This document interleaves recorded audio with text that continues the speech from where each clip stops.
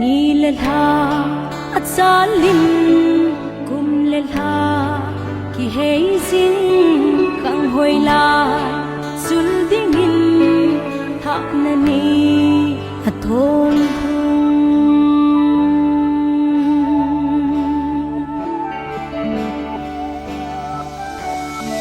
natsunod nau busung tuisiin na mehemin na humping tôi đồn lại na zone em nahi alo e tu ni hin patim le hầu bung mi lung day lam hung sang đi tha nan lan kan hao về thăm sáng hoa in sung nô sim ding in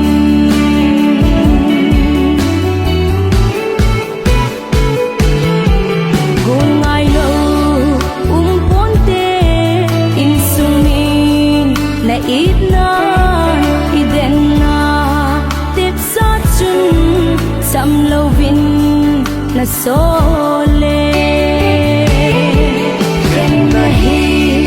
alo e tu ni hin patim le hầu bung mi lung day lam hung sang đi tha nan lan kan hao về thăm sáng hoa in sung nô sim ding in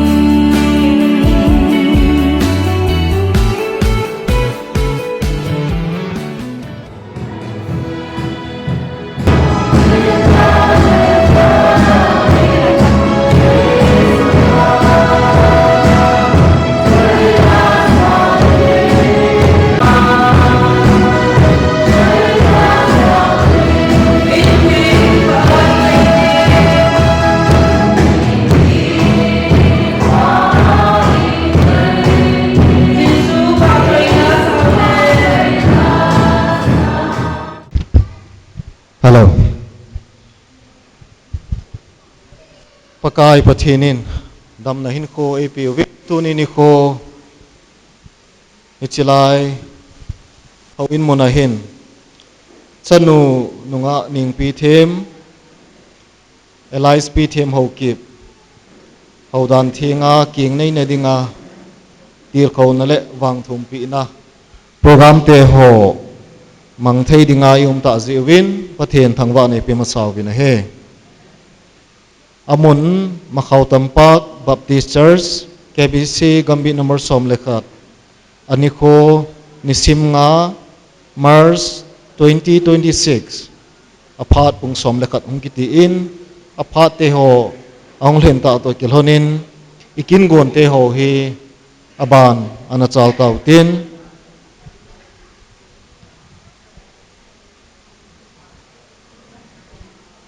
hitchin adinga chun program ho he tampi hin simla da ingatin mi pi la sa khom na hobung la number zani lani jesu min kibop jingin lang ti chu ana sa khom hitin chuzoting le thangwa taw na aban ina chal di wa he la hobung la number ni le ni chu imu le lungse te mi pi bon sa na ni tin sa khom hitin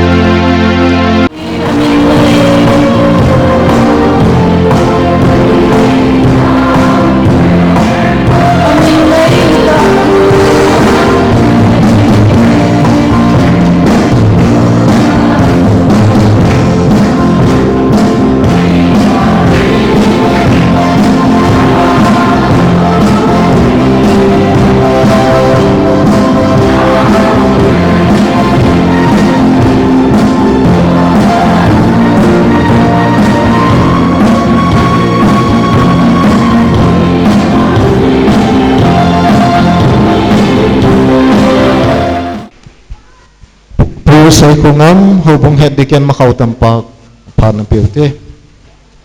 Pauna chom cha neu te ka ki pawe pakai alung sen na ngai lun nei chan vin kusung ho bong sung a hau tam pa kusunga chanu katunu ning pi tem tharo na ringa program ki gong te ho phalen ni hu pan thea kam lalwin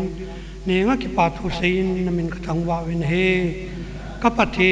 thun sun pa na ise program kam ki man ring wa thu sei ding ho na sa ding ho akimang chani ho nangin khwani mal nei lam kai wa na pathe bu na nei chanwa ka paro apana chai toranga na lagaw nei thu pi ding win thangwa pumin ka pakaw yesu christa minin ka tawin he amen.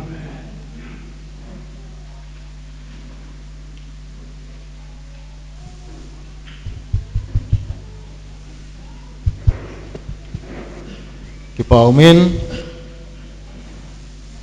ahung jing pe uwentin tau na he nunga gol hang ho atau na simbol ang tuni ni ko he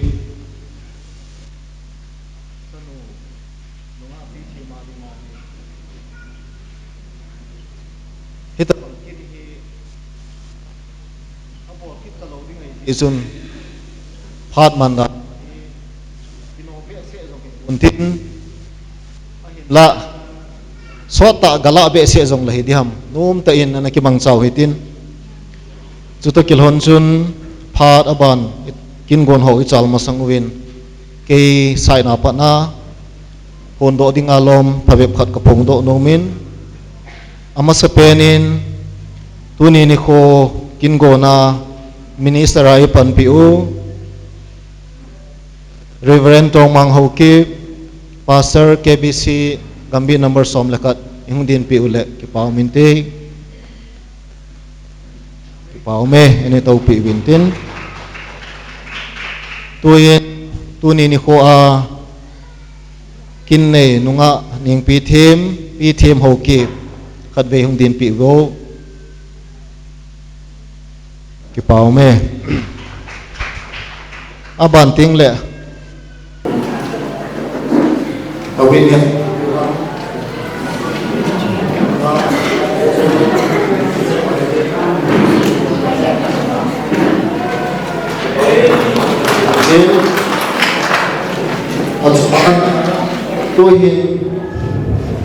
nunga pithi madinga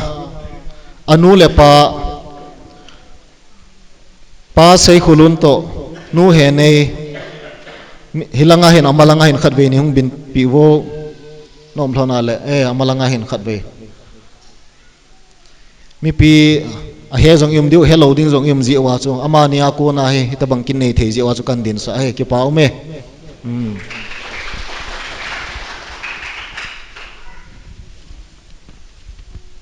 abanin maulanga konin maupa nu le pa tiute pa jang lal le nu nei kim nang ni jong hilanga hi khat be ning din do pi hon ningin kan ti me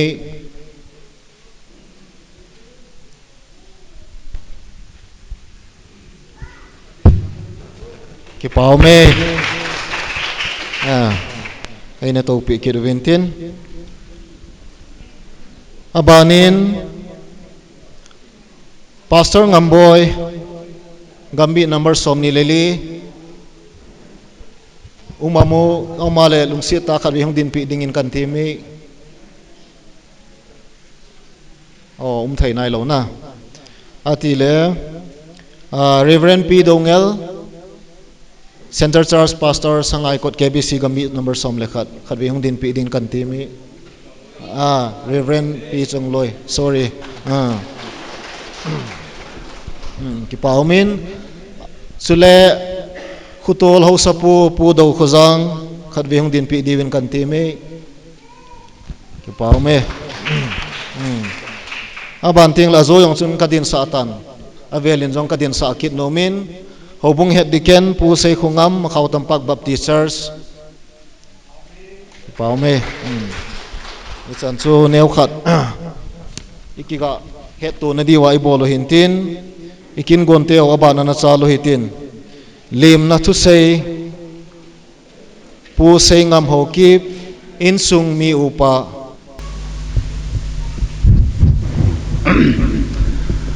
ki pamin amasan farjo si in gun to piu isim po pathin masan jana salam piu tin chule abana tuni kachanu ni pi thim la do ne kina hongkal son anaya gamla a na bon cha kevin ka jana salam kan piwe chule mi him ki ti hi e to na neu khat jap tring ka ti tuna kilar oding kachanu hi gathagara ka yon lo jin tunai kino alimi ka he tunai gamui na lai gam jom si a kyu mai chun alim jong kan het lo hin tunai ka het be na lai ne ka het le e da la pe pe di khat hol do ki den sele mi em ki ti hi in sung ka wa hi nop ni le ikipa pi ding mi ki ngai cha dani le lu hem pi ding mi ngai cha hin si chu mi u sia e hin tin kin yong tu ne aga ki pa sa na na bon sa wa salam ka bol su hin tin tam ta yong sei ding jong le ka sei sangin ahung jo se hi kin lai ma ka bol pi thor ding la pon hi chun isim pau pathin na bon sa win phatin na bu ta hano chan chu tan te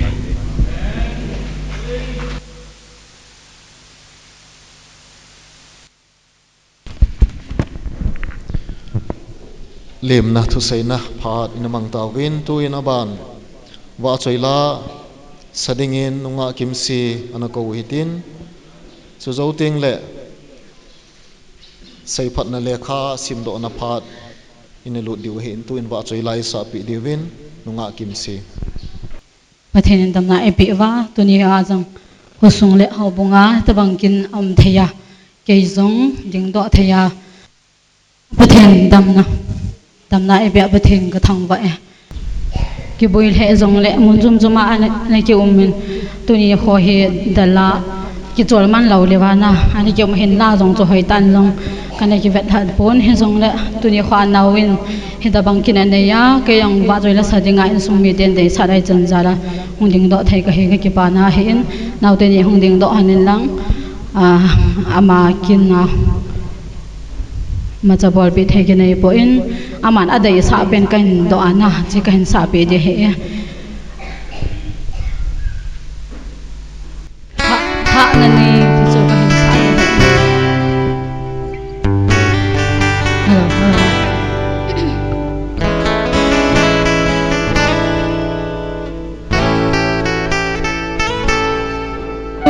hello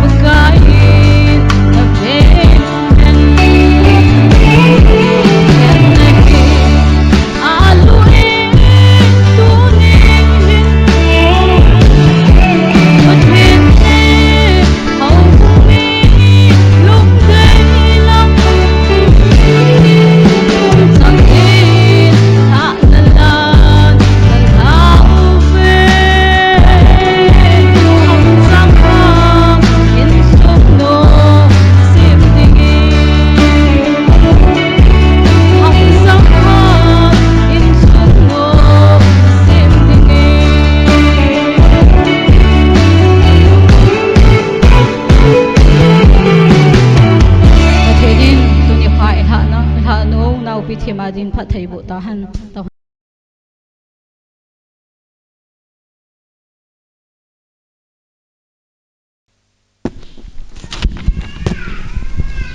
nunga kim sia konin wa choi langai ta khat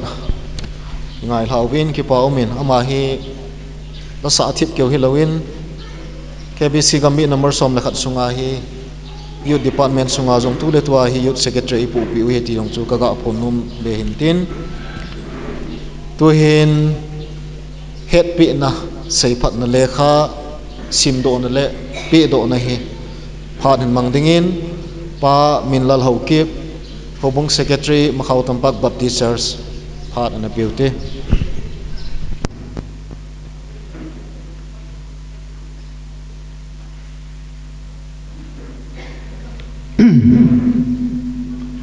amasain pharhoi epiwa pathin thangwa na epi masawin makhau tampa baptist church KBC gambi number 11 hobung phatsena lekha miss ning pithim hokip date of birth 14 March 1998 pu sei khulun hokip le pi ve khunei hokip lai gilga athum chan na hi hobung singa hung ki mong cha jing a hi to hlon in 2025-26 youth department secretary atu jinglai a hi ama hi baptist youth fellowship member a hi apa tu ni chat in hanglai le hobung sunga hung ki mong cha jing a hi dan thinga jene na ani ning to hlon in date 8 February to 15 February 2026 sung achunga objection om khalati in notice anaketa in board of the in jong khona kine in pathin zalin thimona ima ane poiti het chi hi makhau tampak baptist church board of the in miss ning pithim hi Holy Mary's adi in phalpi na le phatsena phuling se in kahnewe pathin in Amazon a hilhon pin tin hum pi jenghan pakai hacha sei khungam hoki phediken makhau tampak baptist church jang minlal secretary makhau tampak baptist church hi kain sim do tolhanin gambi pastor pa in ingla piwin tin phatsena lekha phat kan la chui chan hung hi di tai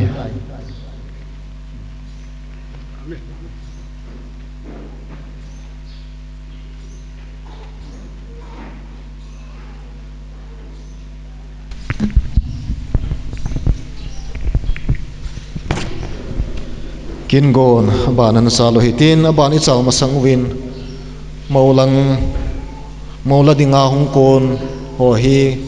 koi ham izat mong ham ti mi pin jong he num diu kata sanin hiji chun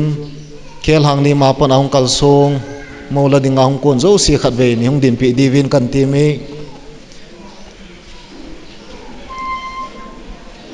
ki pau me na tau tau te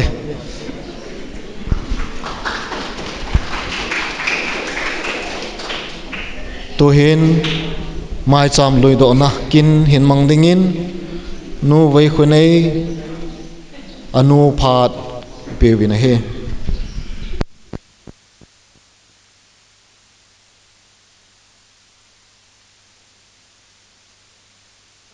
dunia kachan sunga hungzo se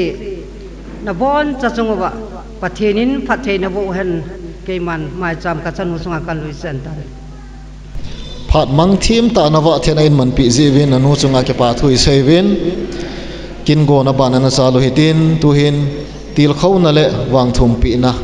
minister pa phat hiding in azu iphone ma bangwin tua he minister reverend tong mang hokip gambi pastor KBC gambi number som lekhat kin thim pu pa phat mang dingin phat pitawin he amba sa penen to negiti khoi ta ni khoman tamta phatamta epiwa pathin thangwan epi mas penwen tuna kin thim puin anjong hongju se pakai min ka ngai naw salam kan bol su ke he ABC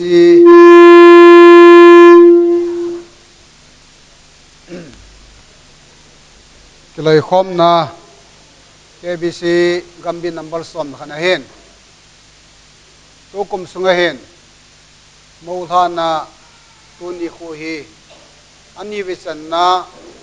kin lo pit aki bol thin pathin ka tang wani he gam sunga hangtha te ho Holy Mary's ahi lo le golhana ni nedingen gambi mi te hon tauna na ke mangin talhan rang tunai sanu wen tiang pi themen lungil ta hodan tiang al ha dengan ngai tu a nu le pa se ngai ta ma tiang le aman nong an gel kho jin tu ni hen ke ma gambi pasol khat nan jong so ki pa tu kan se hi ye ye chen tu ni hen Bible sang langa di than sang khat ne kita hi in sam nambol zale som ni lakhat sang khat hi sang hi ni hi tu ni hen avel kan sim do nomin ithupi diwa adeilan Bible thu sa in hi ye sam nambol zale som ni lakhat sang gi na hin sung lang jam hin pan katin sang ngan achun pakai chun ching pa hin pakai chun ji na ding na lema pong ding hi ye sun ting ni san jong na sal ha pon tin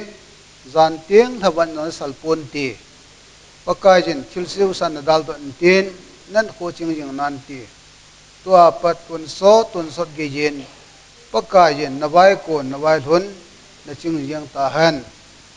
tu na Bible sang akita do ho isim do na pathian than pathi bo pi taw han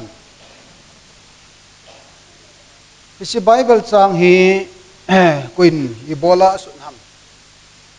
sole koi pian ta nom na sei nom ham ki yong hi thamat di sei nom ni ye Bible libat ma le isi sam labu hi akisun la hi David in ami Israel cha te ho Jerusalem kopi a ache tiang wa hasan nagan the na to na lo diu achung wa boina to na lo diwa pathena ko na phathi abu chan de wa hi sun tiang jong le nisa hasan nagan the no hon na sang kha pu tin zan tiang jong na thawa boina the ding hotan te ka na cho jo si boina ma sam pon ti tin pathin na ching jing wen tin na wai ko no na wai hunong pathin na hon pi jong pi hi David Israel sa te Jerusalem ko pi jo na ache naw sule akol jin naw a helo le pathin hu khom ache na diwa hi phathei bu na na pi na pathin Bible sang ti hi tun ai se chom sai se do no me di hi hita kelhon jong hin tu na ai chanu niang pi them Elias Thithian Martin sule Prisla jong ti amalong tu na hi wai kon the dinga kyang nei the dinga pathin nam dam na pi jong pathin thangwa na pi hi je hen jinei ding kiti hi tu na hi e ho gam sung se sa me pon e oi thanup ja jinei hi po wen I tha ta ja jinei lo di po ni pathin jinei hi jila sa nei dinga pathin idan ho na ipu ipiu adam dei vi phathe na bo no chu tu ni chan ge ya hi acha te ama nung ju yong hin anung ju yeng chu ye je hin tu na hi hin khosunga dinga hin jinei na hi pathe na dinga hi phathe bu chan me ko hi jane se ba na le ai sak jiding hi aki pui na dinga hin nunga thiang ta warjin be Rebecca kiti hi hichi hi ai sang jiding anaki pui de hi tu na jong na le hin ichan bu jong hin pathen lengam na to khom pi ding le leise chunga danga an ko sunga in nei po ane ding ngolang pau dangam ki bhen ama to hin hin khosunga dinga hi kinok to na ani wa tu na hi pathian min na hi nu le paten kinok to na le so le alon na ki phat sa dung lu ya hi bon of bikan hung ber khom wa tha the dinga ai ko to na hi ho bung recommendation an bol wa asung thu hi imachabui nam po ho dan thinga chi thi ding hi ti bon of dikan bon an khul chelwa iso zo sia tu na hi iskin lo pi ta hi ke mal pakai la cha khan hi na ama chunga hi khon ngam the ding le wai la na the ding hi ho bung phat san le ho bung phat se dung jai kin su i bol he isu se num to nin ten hin ho chunga hin ho hi thum e ki ha men me min ho hi khan na chu i pen pha lo hi leise na mi hem te ong pen pha le apiang pena nawsa chapang su akap ne hi mi hem te gi pa hi ji ani na hin golwa e bol ni tiang so le golwa bolham nang su amma ang ge pain anu apa api pu ngai sanong ako khoma me ma danga pen lo hin lo pathian thil sem lo he jin ho hi ai pen hi ta ni ye athum chan na cho le mem chu in ho ki sai ni ho hi ta hin ho aki sai tiang so le aki chai pa aki chai nu hin ho chu amma he ta pon au angai chang anu so pingai chang aka ni hi longdam sa thagau nei lu me min aka pi ni tu na hi zil lebe ul naw zo se iki pa pi wa ama kin lo pi bol na pathian asem pa chwa ni khwai ama tang hi chini khu hi aman the yin ama ding rong le se chunga pin lo ai he ti se no hi je hen tu ni hen bible se na le nawai kon ti hi wai kon wai hun ding hi thil pha lo achu na lo dinga pathian lagau thing ampi apan pi diu su Israel mi te su deveni no ade banga tu na ho long hi ichanu hi awai kon na dinga hin ide isawin phathe bu achan di devin hasan gan then atu lo ding achan lo di ide saw ni je hen tu nin jong khanna wai kon na dinga hin mi hem khanen leise chunga dinga hi nunga nyang nei thian nang tu na wai kon dinga ta nei wai kon ding ti tel hoilam ra chi da tai ipi bol ding ham na tong ding hin hi chi wai kon ding hin mi hem te lo wa kon ding ham na to ding ham tiang awai kon ni tiang la subten well preparation mai ni ki gin ding su tiang la ki go ding angai na hi wai kon ding hi wai kon ding khat lo na tong ni khan koi man na tong ni chon hei cha champong keng lo win bu chun me chun adon ding tui ki tu be koi ma wai kun ngai pu hi tu ni hen chanu he themin jong na wai kon na ding hen na ki ko tu hin na mi nu khan nong na ding hen na ki ko chai tam hi hen nan nei pu yong leise chunga dinga hi mi hem hola ahoi pen apa pen la dinga su na ki la nahi yesun nam zu de ta nahi yesun even na le sapten lam is blind when Mary's eye open ti what am age tu la hin nunga golang tampi aki ngayin aki siang abin aki devin ahi wangin ahong ki chan do tiang le kho an mu pan amin hong ki amin usu ahong khong pan hi ti chun I pe siam de la thusi pro ma chun pe siam de la hi zo tiang chule me mi a ha sam na le ahan mon na le athim mon le ahin la chu mi hem le mi ahong ki mo to na hi su atam do pe phanam de hi ama wa kana khuwa mo pui gol wa na chun leng pi tu cha thum che a chi se ti bang a hin mi hem ki ti hi znei na ding a hin imazon na ding a long hin tu na hi thil zo se anom to ding a long ki gon lo de hi anom to dang ki gal ding a hi khanna number 1 ki go tup na ding hen pathin khanna pathin na ni wa hi pathin khat nai ne wa anin a e ma jong self control stiang le e ma le man sel encouragement khanna pathen anina e ma jong kitil holding e mang kitil ho ngai de hi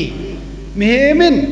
in til ho ko no men ai wanga e ma sel encouragement ti hi e ma le mang kitil ho ngai de hi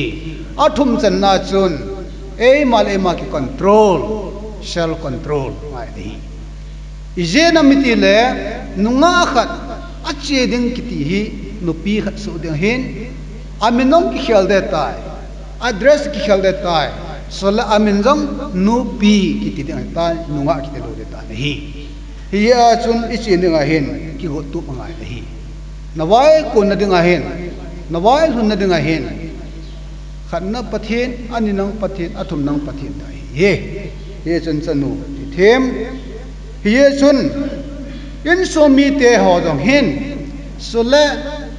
tu na pakai na cho ho jong hin mau kal ha ho ka gam ho jong hi an ko ipi am ti hi anung ka jui hi hi anung ki ching hi ipi jinam ti le pasal khaden amo ha amo gop su ahung lol hin sela in chen lo chanong phana pathian sumil lo ba angai lut pen an nei pi le an nei pu ham ta sun in sung christian sung nom tan sim lo tianga sal naw an nei tianga min lol hing ta mi pa lol hing ta tiang le hichini a kin thim pa na pang pasal pang akipa ma ma yeng hi amawa achong thu gi se ya sula khuti tyo akiza tiang le pasal wa jong anom po de hi cho su awai kon ding ki gong tu tu hi ye chun tu na na hon na ki won tu mangai tai na ki kon na pa na ki kon be ding ngai le hi ya chun tin la yin pital nang man na khon na a na chenom no man chi de hi amawang tu na upat phana hi nang na khon na da ding min na tai na ge pi ding na chenom lo na chi ding hi ti ye hen in isneding ta ja hisab te adjustment yong achai na kasi no hi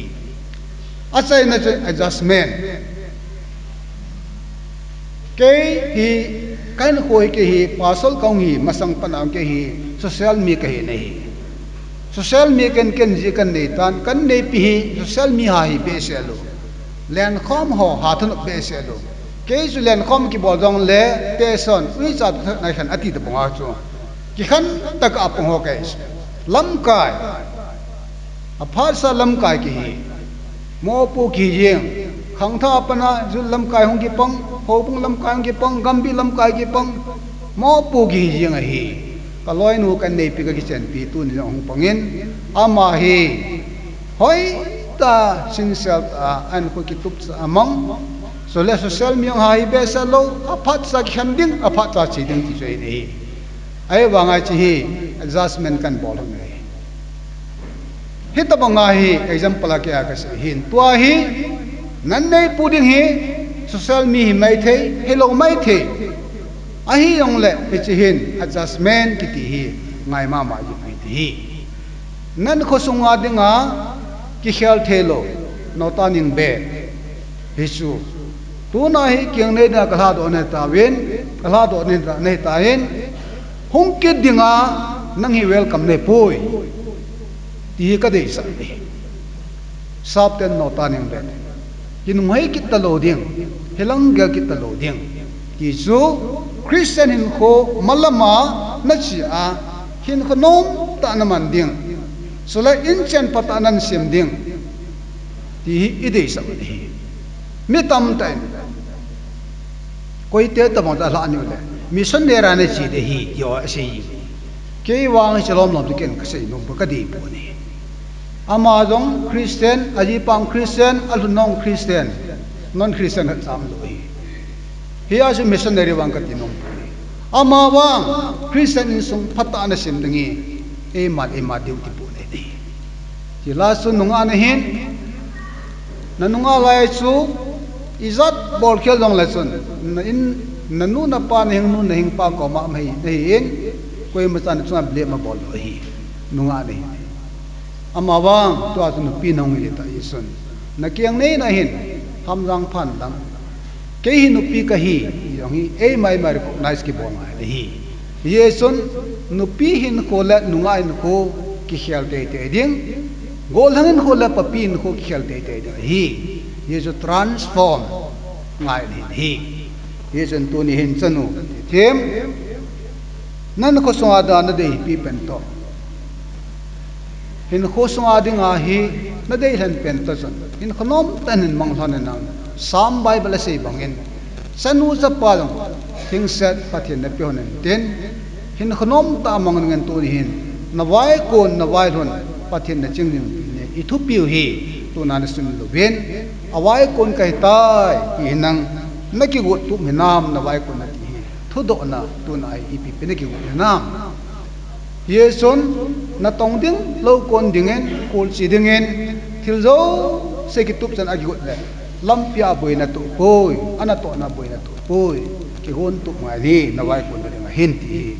tu na hi Rebecca Isaac ji hi akipui yeson Israel sa te la dingen nam sunga dingen phung sunga dingen sole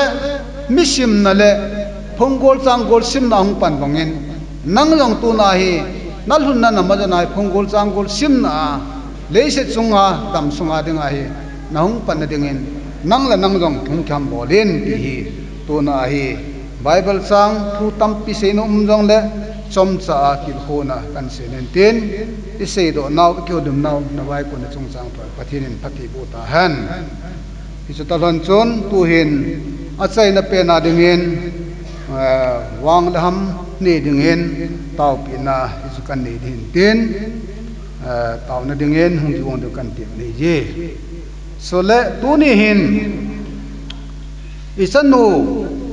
in ne non in ko na wa chun na chanu na naw no kala de hen tu ni na bon chan nang wang thum pinung ati sun tu ni hen ke ma chang san taw pi na kanei pi the na hi jong la I bon cha taw na nei pi ve ang jo sen chan no wa de nga he pathen ko ma ki pa thu sei pi dingo taw na man pi so ke dingo achai na pen ke man achanga khot na le mai cham han no na taw na kan nei pi ding hi su ama dinga ke pha sunga dinga kin achai le hong de he tun na long thim gil sim zong taw na hin ngai tun lang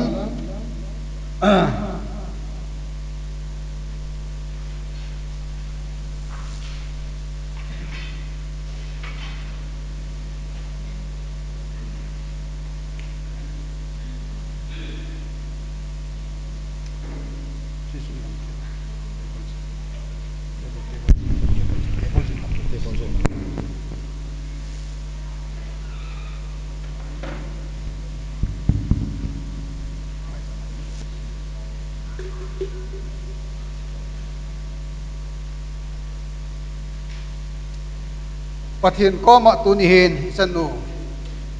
ang zo sin pathin ko ma hi sanin pui pa pathin ko ma pa tu sei pi hu ten ani api apu awa naw jet leve ja kam na ngai ho yo si I bol thei pen sa ma na bang thum ti le se chunga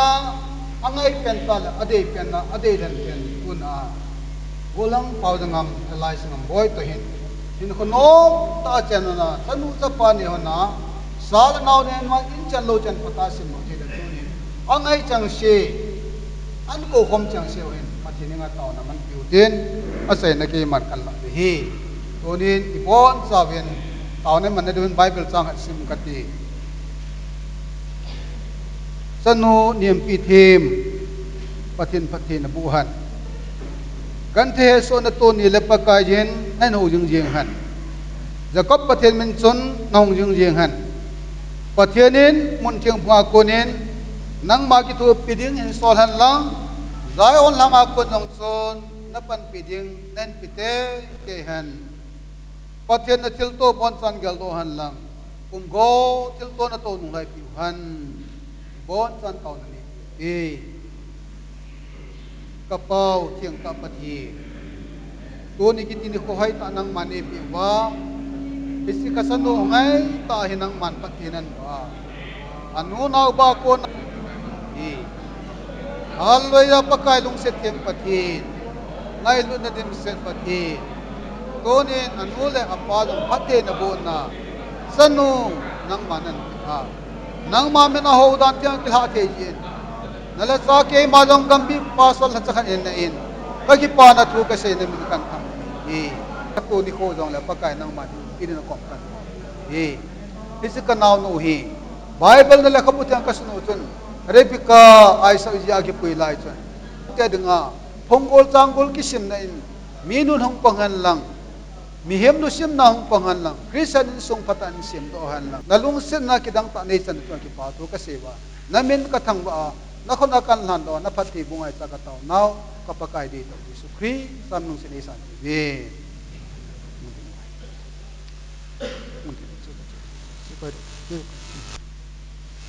yang lai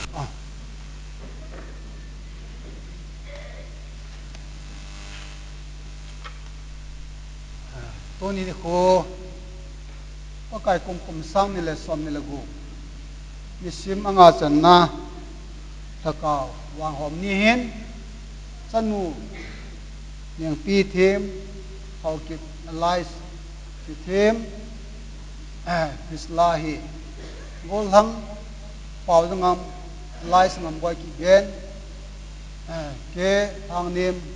cha chan pul wang kwa cheng tong hen kho sunga christian in song sim le nu pa dingin ki nge dingin ke ma pakai la cha reverend tong mang hau ki gampi pasalan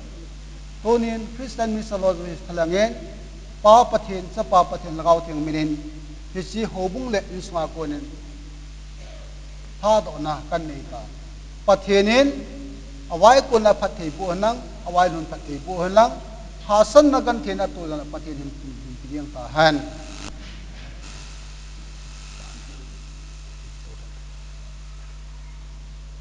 tuna iwai la du to thonin hi chi le kha bu hi ama bai da ta long la wai tan jong le bai da ta tem ka ti su ni yong le chi ho bo nan het tim wa christian in e na le baptisma sa achan nei hen lang ipi jong min jong ama chi hi le kha bu hi aling san la de wen tonin hi chi le kha bu hi so le ama transfer sei pat na le kha hi mô hình bùi điện hồ bung làm cải pen khăn si hung đại dùng căn tiệm hi ye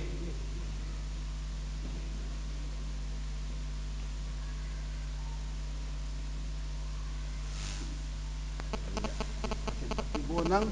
lo hình tân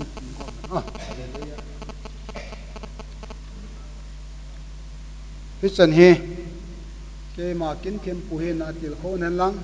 wang tum pi nei jong le so jo se le kha pi do nei jong le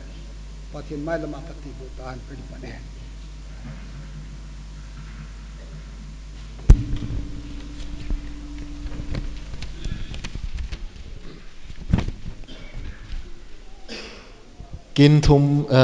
kin them pu a kun le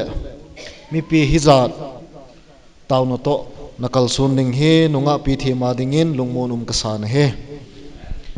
ikin gon aban an salo hitin tu hin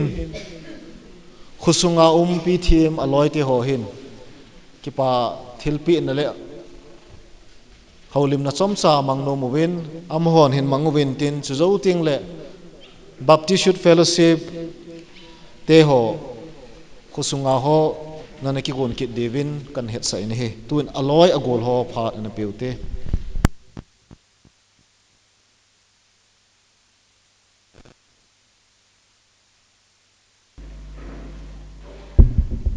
masain tuni kho hitabang phat phai piu pathin zu thangwa na ka hin pi masapenin tuni kho hin hilai khusunga aloi pai te hon hitabang kin a hin nei di te ho hi ki pa jana chu ngai lut thil pi a thil hin pi nu mo hin kaloi ti ho jong hi mun chom chom am a hi win ang khoi ma hung khai bon ken ka hin pi de hi jinga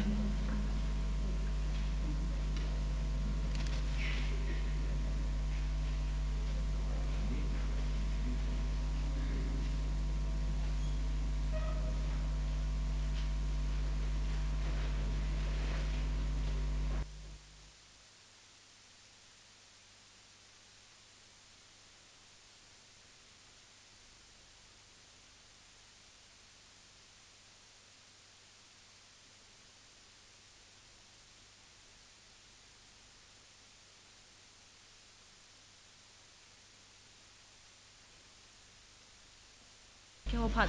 ได้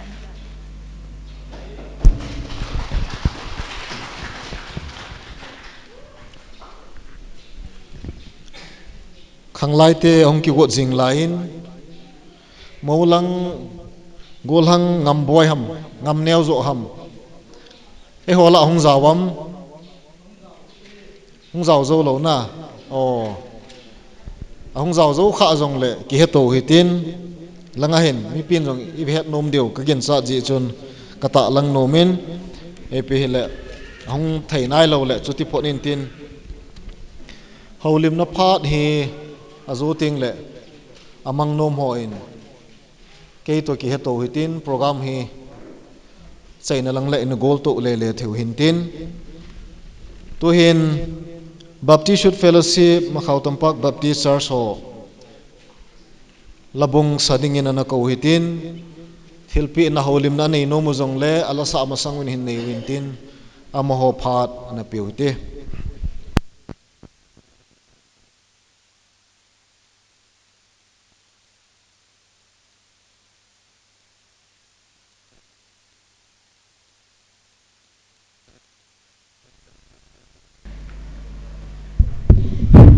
ke pau men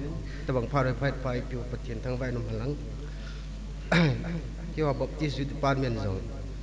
nunga ni pithem ngai lu nan chilpi ne khot kanai nom wen athu pbs le to hi pon men to bible hi ki patan man ning sa piu ki pam to thu tu Bible to hin na kan sim tha de he mang mo ngai jem koi nanu ning pi them elias the them hau kip chunu lai gil anglung akon phailin banlen na hin sun zopa palpi bang na hin vengin chungmang pathen mel chi na khan ko na hin hai themin tunin jang tul zalai mai ang hin lo dim kul ngai lom gol cheng ki pa na le sana khangman lut sa naking nei na a hamjang phadengin nalom gol chengin ka hin hawe chungmang pan cha le naw tidam ludam nei langan na sahen ni simnga hakaw kumsang ni somni lago jem koi ba pi hi hile Macau Tampak Youth Department Kuki Baptist Convention Gambit number 11 hi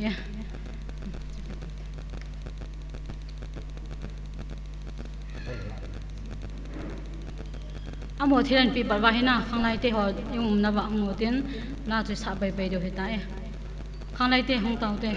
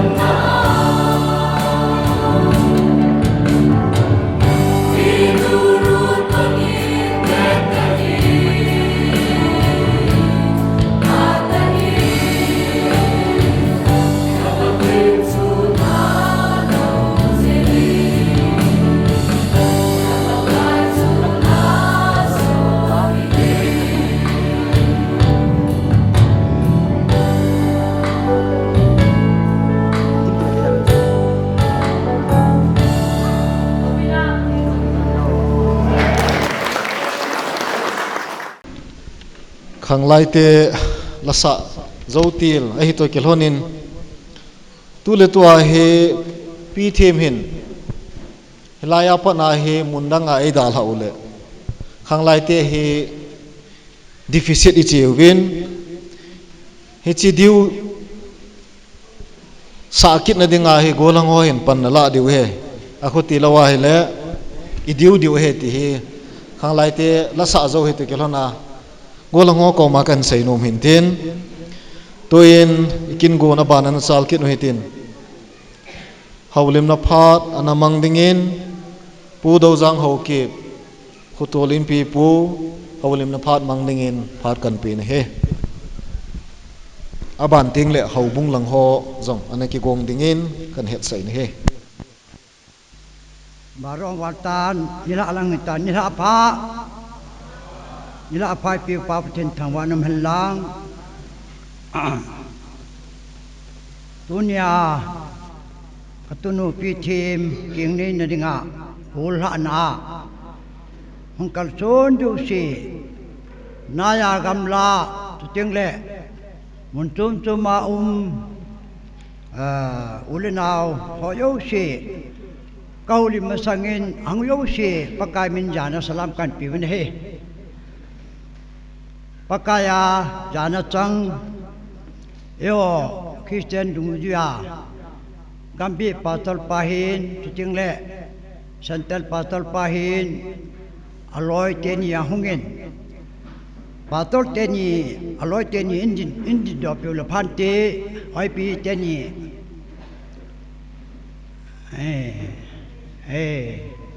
kipame pastor mi ahungin tule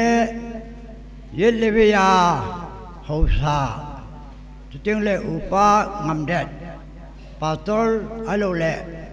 evangelist muntum tumahung pastor ho natung chiwa ki pathukan phongin tuni chanbo katan na amasapenin khusunga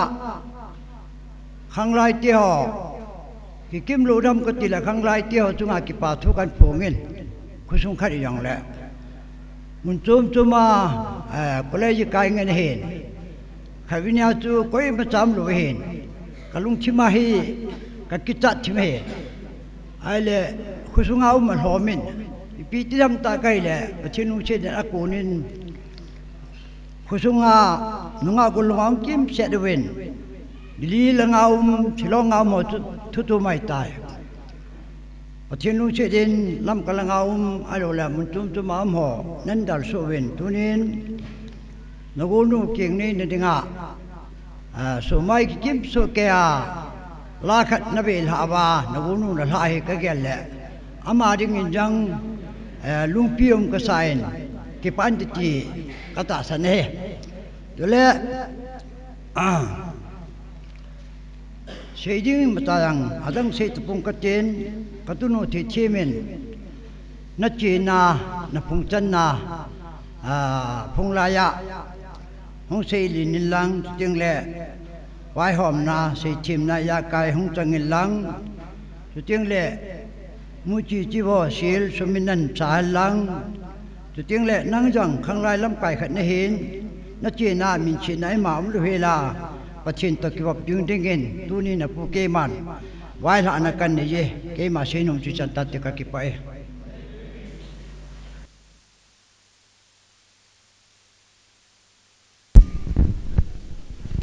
tun abanin hobung le department dang ho phat an piutin amasa aphat hungmang dingin makhau tampak baptist church hobung te hintin aban ting le women department in ahin zuikit ngal dingin kan het sa ini he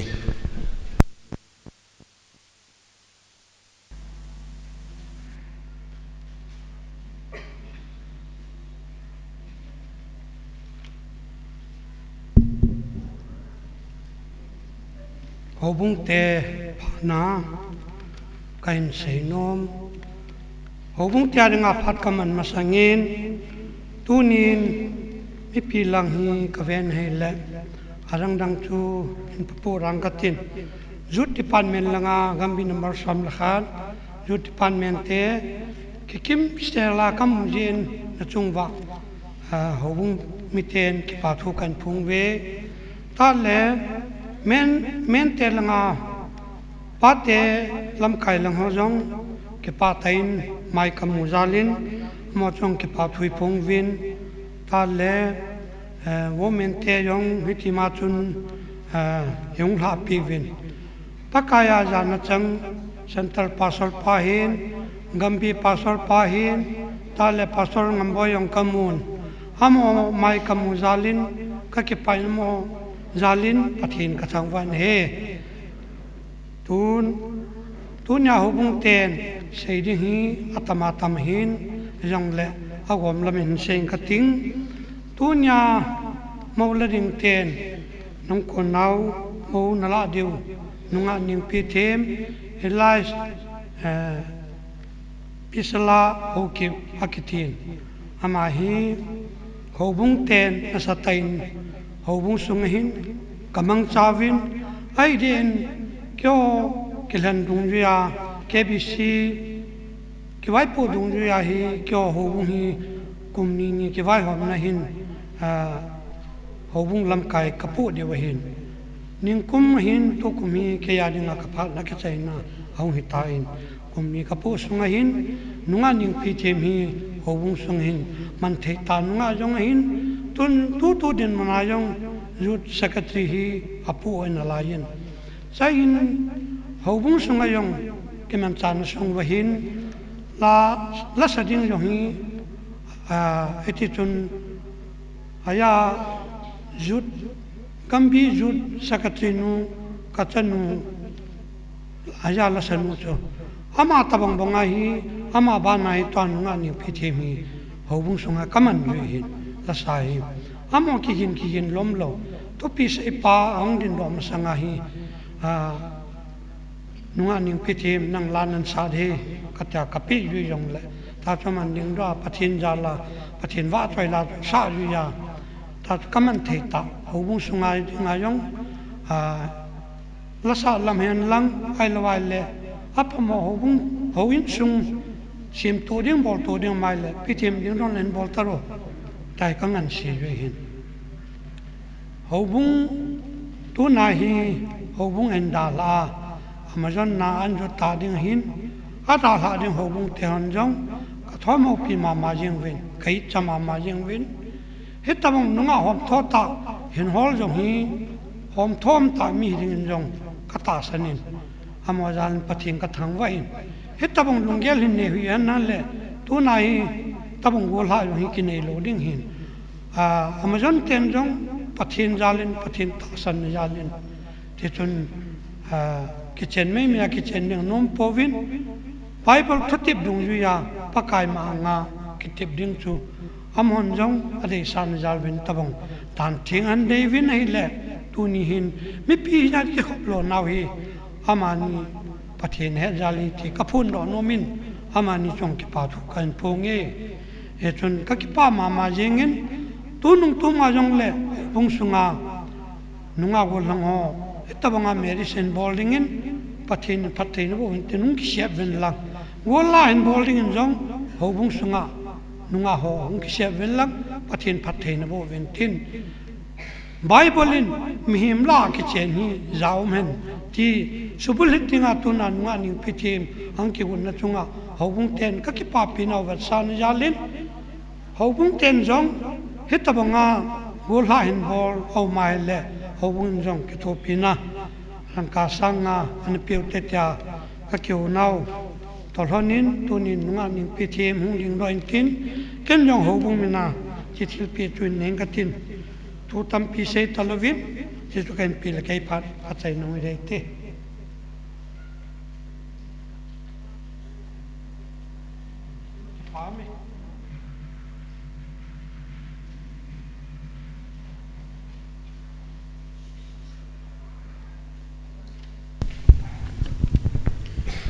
tu na banin women department ho phan na pikin hoite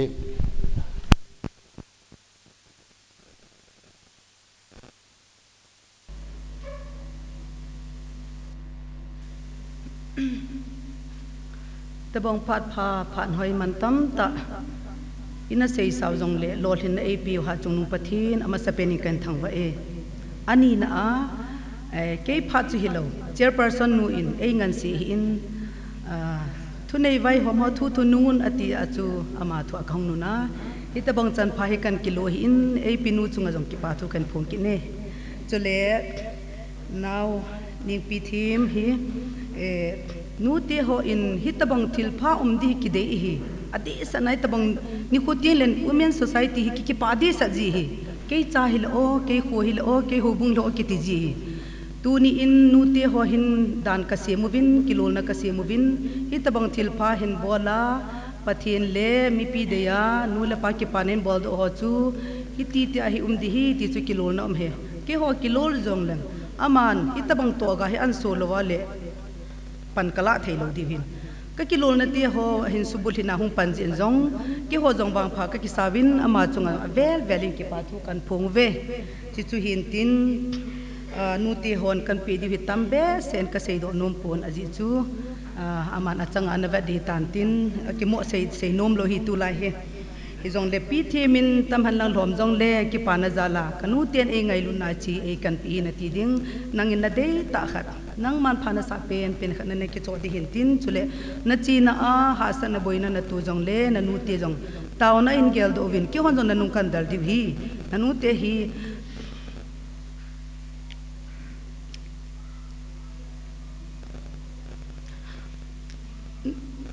นันุงาฮิตาวนาkahin dal pe di hiti tunin nuti ho zo si thalen ka sin aji chu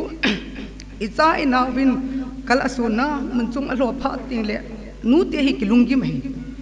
le tuni in koi ma chu ma hi pon khat cha hi jong le ke ka ibon chai cha heti hi ka chi pi hi in chong le ama hi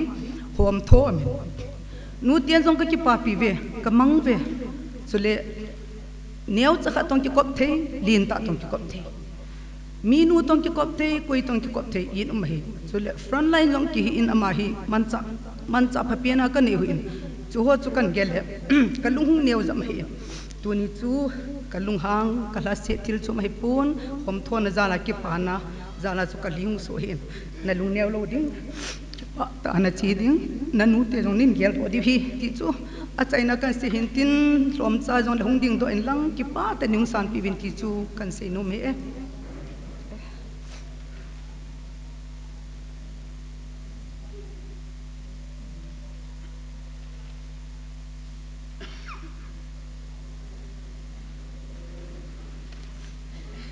ma pha chan chu tan ti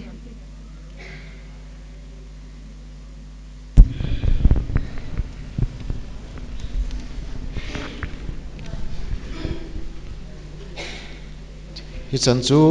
hobung khusung hobung langa pat hintin tuin abana phat hin mangdingin KBC gambi number som lekhat ho phat am piutin amho sunga jong youth department adang nang au ma jong hitia chu ban bana ina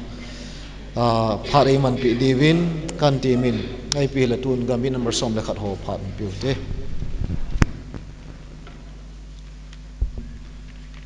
amasan tabong phat pha epi pau pathin thangwa na kapin hi pakaya ya na chang tunikin thimpoi bor pe gambi pastor pu hi in Reverend Dr. P. Chong Louis and Dr. Sangai Kot Sule Kutu Latunia Ithado now pining pithi mehi in anu apa kusunga hausa holam kai gambi IGC jet leviana ya hongam la hong kalsung sule mole telang hi in amasapin penin Kuki Baptist Convention gambi number som lakhat pumpi thalangin kangai don now salam kan pe masan hi ke pa men tu ni ko pha ni ko hoi pathini pi na bahin tam ta sei taluin pi thim hi hobung sungti talugam bi sunga yong hin keloi khom na ki khop khom na muntinahin kamun na hile gambia adinga ma hi pa cha hoi ta khanin aumin tunia ho dan thinga ki wai tha the hi in sunga khusung se lewin gambi pum ya amai pa in amma zalin na satan ka hong ka ki thangat pibin amma zalin ka mai wa pa na hele sata nama chuan ki pa thu kan sejin chule anu la pan in sung thu bu ahoi lu tu ni apot chit nei hei in sung anu la pan on sata pathin thu a ki tin ho tu na lo hin sa heta banga lo pi ta ila do thei pau hi hin lo chule gambi mi adinga jong na sata ke pa na lin ta hi kamu tu ni hi KBC General Assembly gahotia umsu jan laung ke vai thung ai gambi ji so dong hi jan han phan hung vai thung lo lai o min kong hi kahung da jo lal di san hi in ke pa na ja lai ya ki kar sung na na hi hi jong na tu nya hi ahung chang chang hi gambi pum pi thalang hong ai tai ti a nin la pi di ven jong tim na ka nei nu min neo sa yong le dien jong le gambi chin na rung ka ki nei khat ki pa thil pi di dam tu boarding kan tivin pi thing in ya khat ka se yat tari lang gambia ki men cha dan lung lai amma ma jingin hoi la ya hon ni te de o ti ka ngai tu na le mu pa ta langyong hi kia dinga ka sa te hin in sung bang lu ne wi wang pha ka ti nu ma he nei e chung ke pa pi ma ma jingin mi men tam khat in sung bang lu ting hi in ai la langa chu lang khana sei dinga chu na meyu si bom ahin bom hung ki thatto ni so control te khona wang king ma hitai ka ti nu men he etabang bom hat jong le control te athi ma le hat lo he ki tam khat ka asi do nu men tin ki pa ma ma jingin tu ni neu sa yong le ke man andro men pi ng ka tayo pha le pasol nu le gambi ji so si panain ke ho yong su tam khat kalimu su ka hen ta do nu vin kan pi hung tin ai pion la chi an lu neu sai na wen ka la phat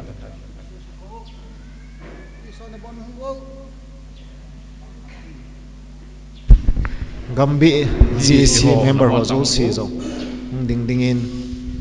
ti mu ve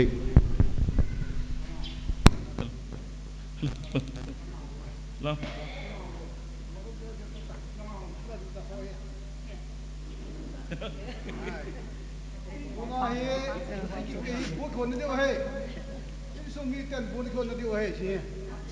kan sim do le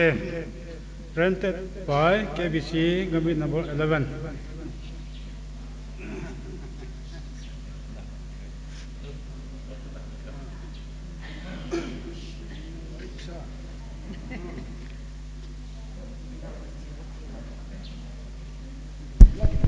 api su ke da no he mo he thi mong ve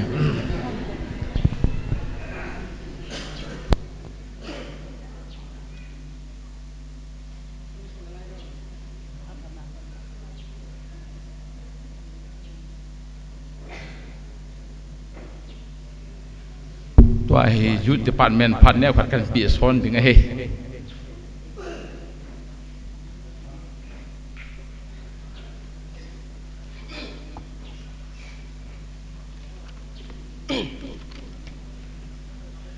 masa penin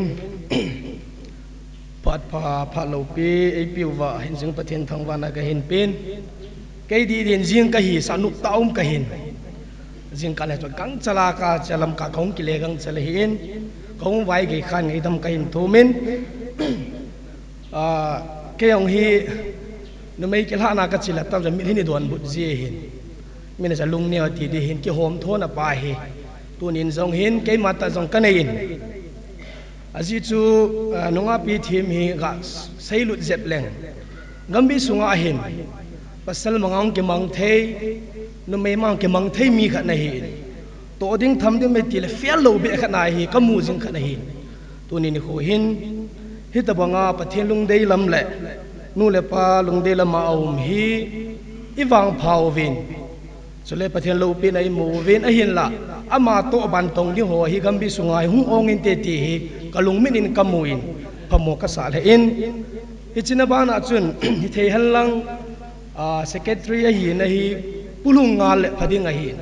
hi che da la jong hi phamo ka sai jong le ma bana anunga go lang hon isi nei dinga ai jong le i to khan hi tong thung o te ti hi taw na ka hin nei hin tin sei sin lo men sei phat na zo ai o chikil le gambia hi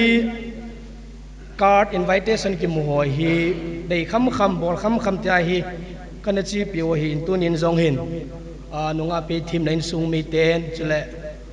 church committee ho in invitation in piu win tunin zong hin ki hon zong kumbula kilol na bangin thilpi kahin nei diu hin tin hichi a hin aneu alen alhom tim lova tunin khwa nunga pi thimin zong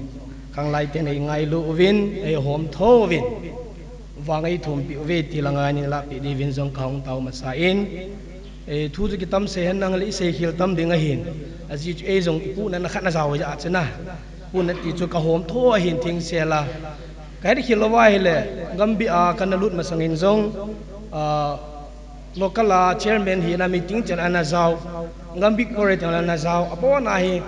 talented khat na nei abo na omi present na kan nei o hin ai la tu nin ai da ha diu hi zong le ai alhun ai hi in sung nom len ta hin sim do hang sung gam sung kinep na minu ong hi di hi kinep na hin sile kain vai ha na dong chung hin tin tu in youth secretary no in mento in sim la pi win tin APPD win pakaya zana chang pu reverenin memento in PP win tin pu chairman in bible hi yung PP kilo sa kipaumente hin simpai nga ringa mangmo ngai jem koi lom ngai la nu ning be them elai se them haukip chungmang pathen hamjang bu na na chun le na zo kinep na molson silpun bang khel thei lo din ya chung pathen janggop dei anglai koi din thim thu nang bang ki hamin thong ahung hunge hamjang pha in laigil ga phan sa hen phungol umi bel thei din na salhon hen lungkhat jaitha phai phung je khom dingin damlai nit nom tang kho hui thi bang chan lungtup singsung hin mol sol hantan amun makhau tampak wangkho nisim nga thakau kumsang ni somni lago jem koi ba pi hi Kuki Baptist Convention gambi number 11 youth department youth chairman hi thangjangam khongsai secretary nunga te nei kim haukip treasurer ningai kim haukip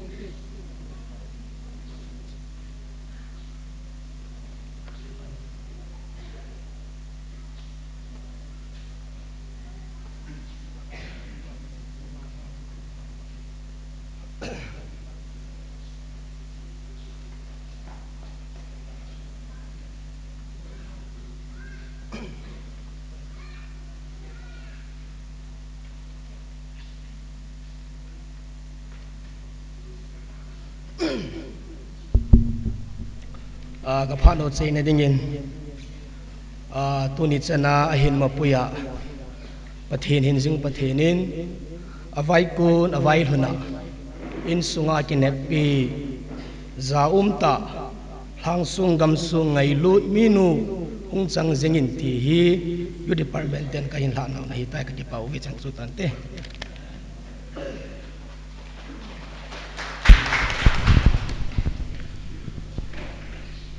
kin go na ba na chal kit no hitin tuin phat hung la ding in sangai kot center church ho phat ana pikit no hite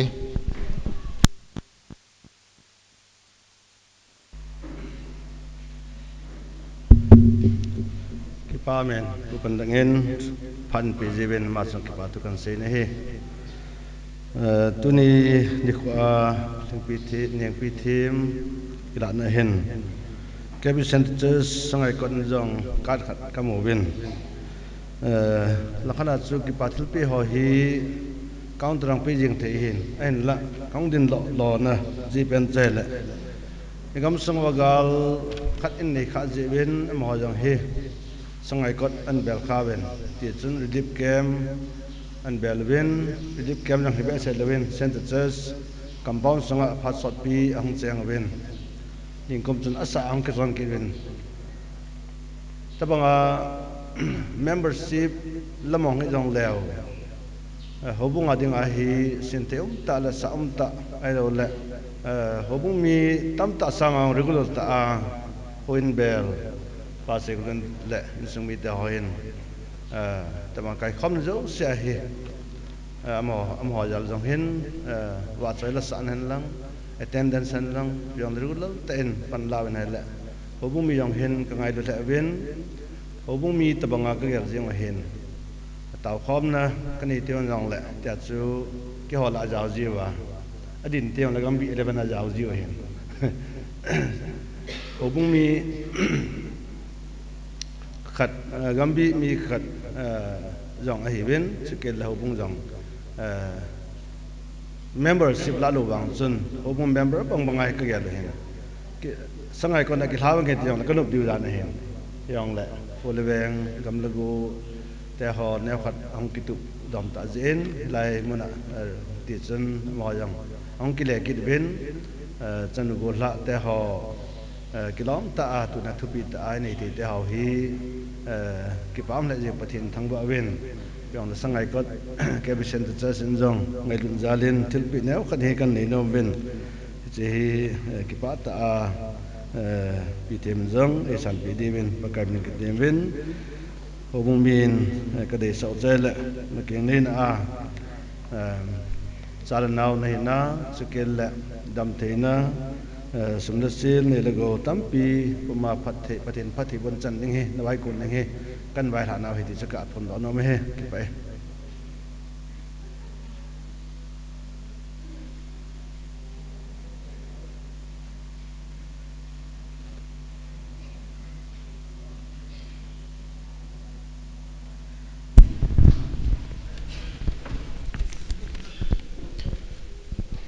kin gon he ake khat sanga tam zo chi hi ta in hi ji chun pro akin ki chei masanga he ina to ham divin ni pi ho tip na ka hin nei he to hin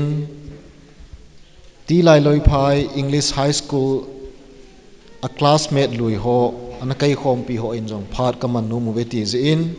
am ho phat ana piutin chu ki chei le ani ti ho jong nana ki gon divin het sa na ka hin nei in tu in ti lai loi phai English high school a classmate ho phat kan pe ne he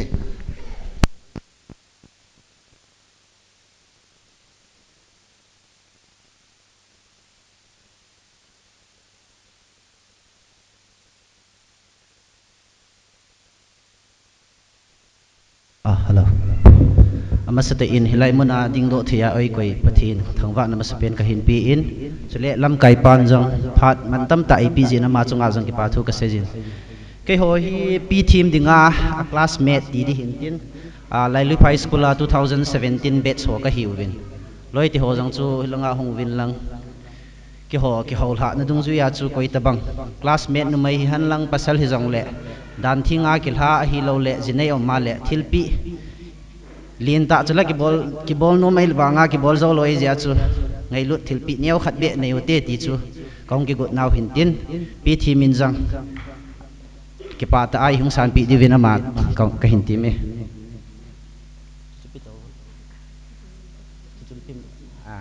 memento khat jong ka hin sim pi u vin pi hi le ka loi non sim thana hin nei le phan te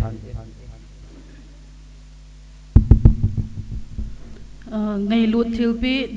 nunga ning pi them ho kep chungmang pa hamjang bo na zala ho dan thenga zinei thaya na umta zein na loi na pai cheng in kalha naw le ka ki pa piu vet sa na in hi che mang mo thil pe hi sa lut le ngay lut ta in na loi na pai cheng in ka hin piu ve na phung chan na hamjang phan bai ti lai loi phai English High School 2017 batch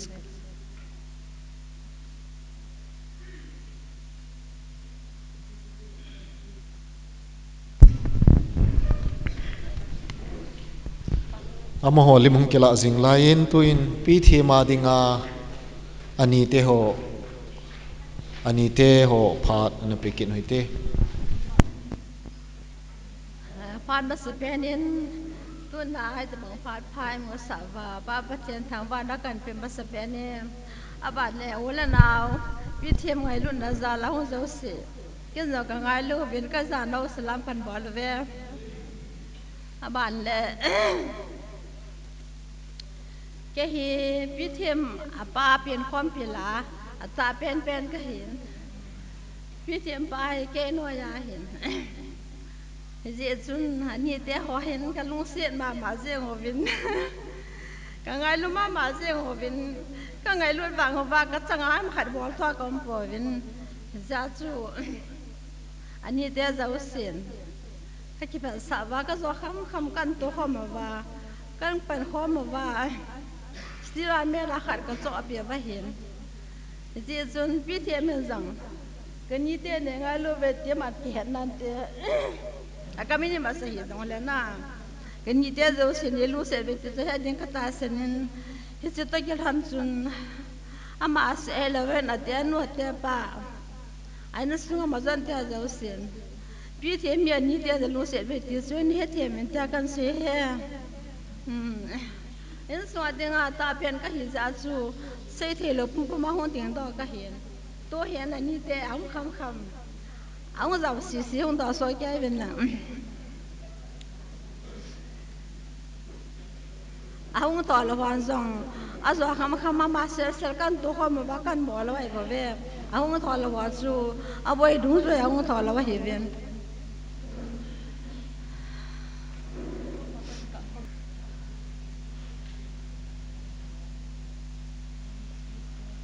aban le neo sakhan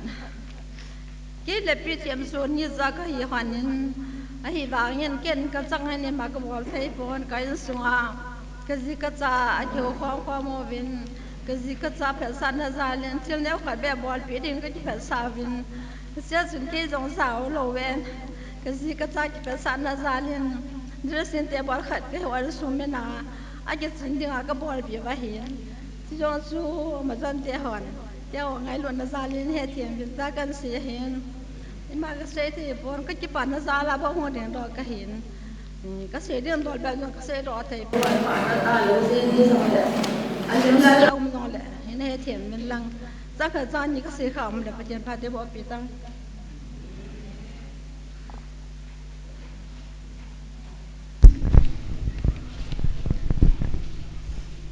ani ti hawa konin phat mano chu ina ngai la tau bin tuina ban kin go na chal ki noi tin pute phat hung hi in tin pute zo le nu pate phat hung hi ding a hi in tuin phat hin mang ding in pute ho pi thi ma dinga pute phat kan pin he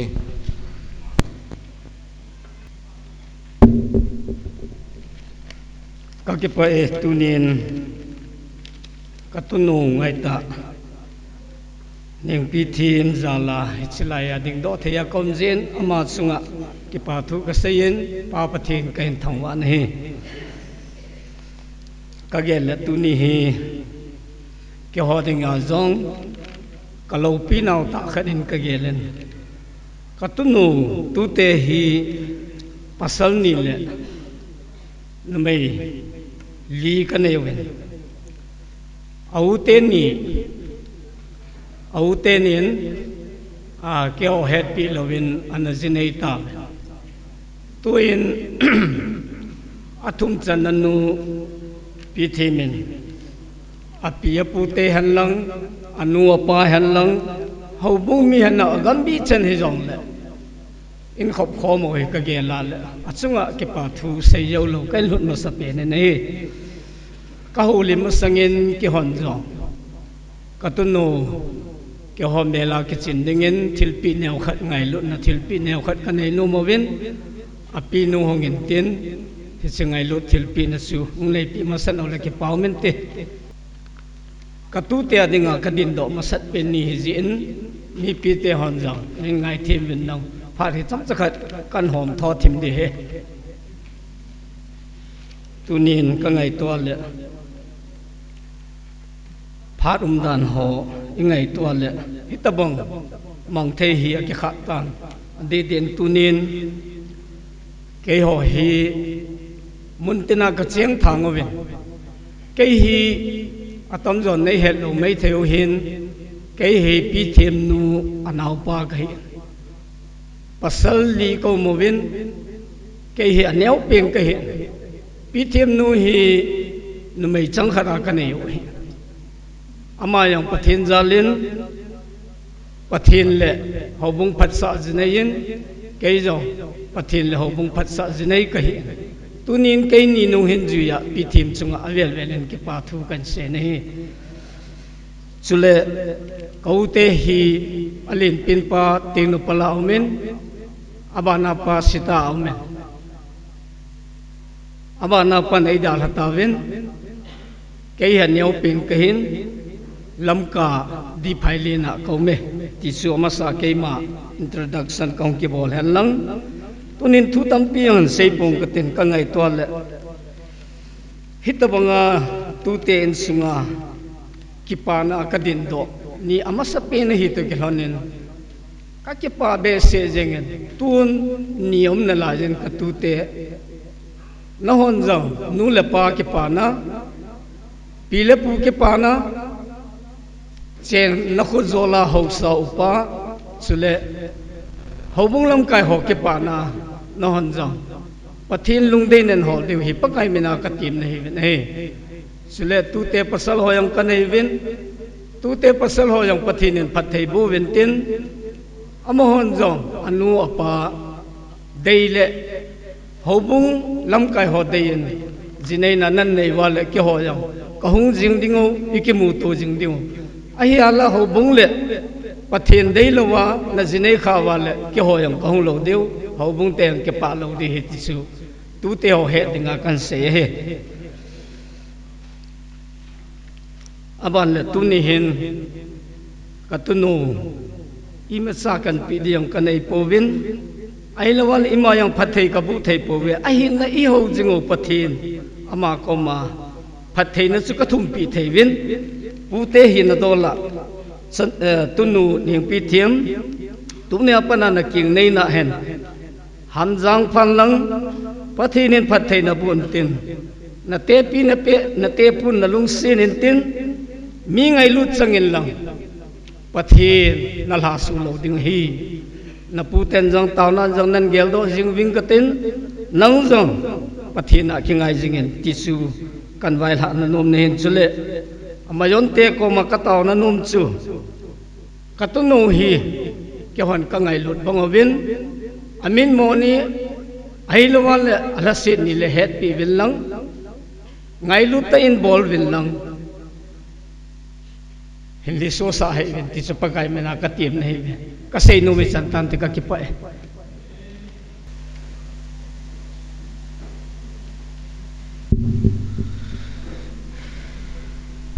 ki holim hi le kanino ne bol sa ri acha tu ni katunu thethim kilom ta taw nai man pia ai la pia pakaya zan chang reven tong ma gambi pasal pa hin chang la center church pasal pa hin gambi executive for hin na chung che wa ki pa thu ka hin se na he min ni piti assembly bola ne ham ka hepun ke ho gambi number 24 ta zan ha ka hung lun be bo hin ya he katunu kin ding hi la ka hung lo nei the hin yang le tu ni khu kina hi do thaina dingen khuto la ho bung het dikan pu le board of dikan ho chunga ka ke pa in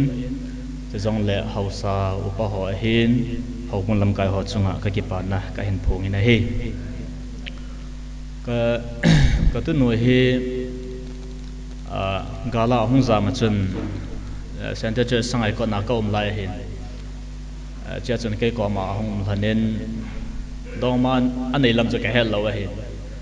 cho choi ta hin agi khom ji hanin ke room la khana ka ge hin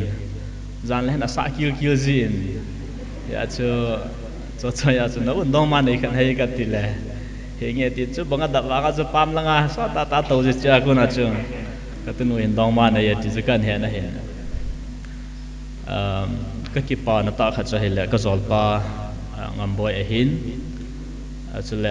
apa upapu hin amho en pathin mina ke la ding ti hi a hin to vena hele kalung thima chu gala zamu to hi le phal nei lo wa nga chu ki zam pum duty kha chu mei cho aji chu amho jong gal zam kan thei ta nei wangin maulang ka zol pa hin in sumi te ho katunu dinga mazan te ho pathin mina ke la ding atu mo chu kalung thima ka ki pa dan chu ka hi so le wa he ya chu in chen lo chen a hin gal to len gan te na tam ta amin ya chu ka tunu chunga khan khunai ta epi hi zong le thilin ta hi pui pathin mina ki kha ding he an tiu chu he cha ko na chu ken zong 2023 lang chu 24 lang chu ngi ta tau na ka hin sui pe hin tu ni in ka zol pa tu ni hungamo hung lo na ka zol pa hin chu zong le thi thim ding anu la pa a hin in song mi te ho zo si chunga ka ki pal he zeng in no zalin pathin ka thang we na he ka tu nu he mila din la chang dia sangin na pui mana de lo dam ta ka ti za ke he ya la ka zol pa en ka te mi chang dei na te in a dei le zeng in a he le tu ni a ka tu nu hin de ya hin nga ya zon dinga in sung mi te ho thaling se na hung kal song ho pa te ho in sung mi te ho zalin ka ki pa le zeng in na chung chi wa ki pa thu ka hin phong in a he hi tabanga kan ni le ka gang in kin a hin gon do na ding na he ka ti za cho kan ni hin pui kha to hong ki bat tu taram ka ti a he ya chu ka dip ka lai ka ki dog a he ka gang chu la mi to ki dal lo ding che het sa he ai le kin gon ho he kan nin zong chun anau te ki hi zong le lungel sut na nei ne zin taw na ki gel to in guide a ki bolin hiti hin pan akila in tunia kanile ka gangin zong hitabang lo hin theina dinga hi mi ha asa adap atuma khatam taumin ya chu ka tanu a hin din pilhana kin a hin lo hin sa ji hin kanile ka gang chunga zong ki pa thu ka se jin hi atu abe hole in sung mi te khusung mi te ho chunga zong ka ki pa na ka hin pongin to ni hi KBC pasol khat hin le te ka ta na chu sangai ko na zong na ki omin gambi zong hi vin tu ni a hi pasol khat hi na chu hung ka hi pon in sung to dola apu pa hi na hung kal song ka hin zan la nilum ke zan ko wa ke ya gari hung ki lein lama chu ka lungwai in tin in sung ka hung lut law hi ya chu nei na ngai them min lang pandak pan kam na pha chu meng jeng zonga kan dal kan lap pon ya chu pa ma ka to dan nin tin tu ni khon hi tabang kin do theina dinga ilhangova nemai prel benomin halule prel benomin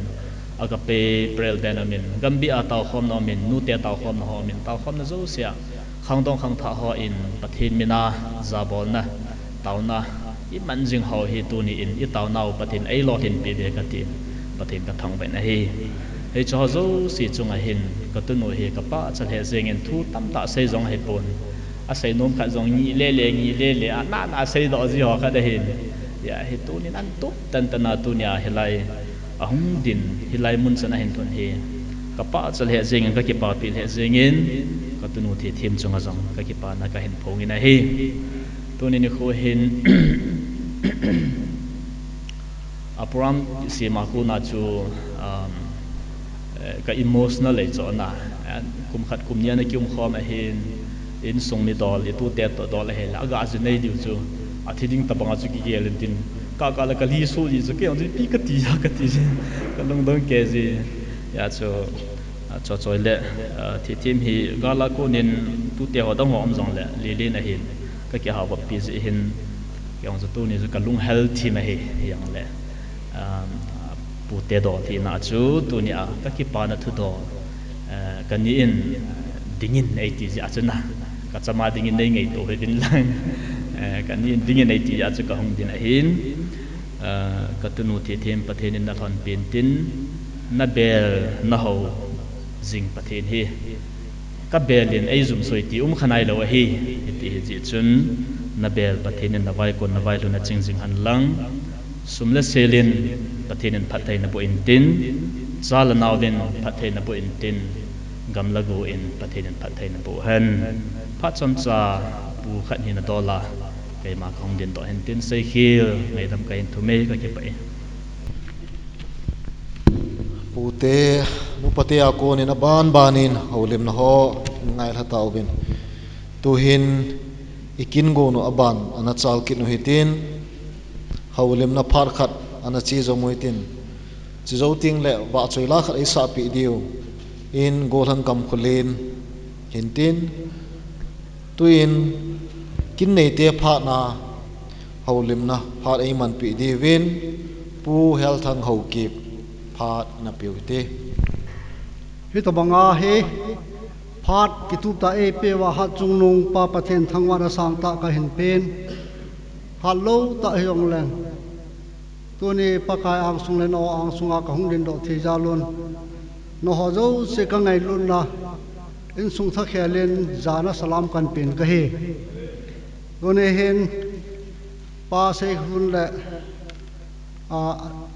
anei hi ta salama chu amani hi kacha hi tan khanu hi kamu hi tan hi doctor mak chu man la le ke khela ma chu hai ding thi a hen in sung mi hon program committee an ge lu ben tu na he in sung kina nang na din de he in ti jal chun ke ka hong din do thu a hen so le amani hen hata ta in sung ha san tam piam long le vai po na vai hom nan ni hona tu na he ke ara ka tu nu thi them he phoran thianga jinei dinga an ba khong han jen amani chunga ki pa thu kan phungen ka he sulagin charum lo ta ke hon sunga tu nu hen pathin het na khat neu khat an ni ya dan thianga ka jinei dinga hi ti na lungel an ni kha jen ama jalin pathin thangwa na sang ta kan pin ka he tuna hi pakai hacha pasol tong mangin iya kai ho zo se phethe na chamkim ahin thum pi je chun ama chong ki pa thu kan sen ka hi tulami pi te ho zo se yong hi hong ho zo sin dong ama ringa hi hong ho zo se yong hi taw na manga hung hi ti yong chu ka gel do en hong ho zo se chong ki pa thu kan sen ka hi ke ho hi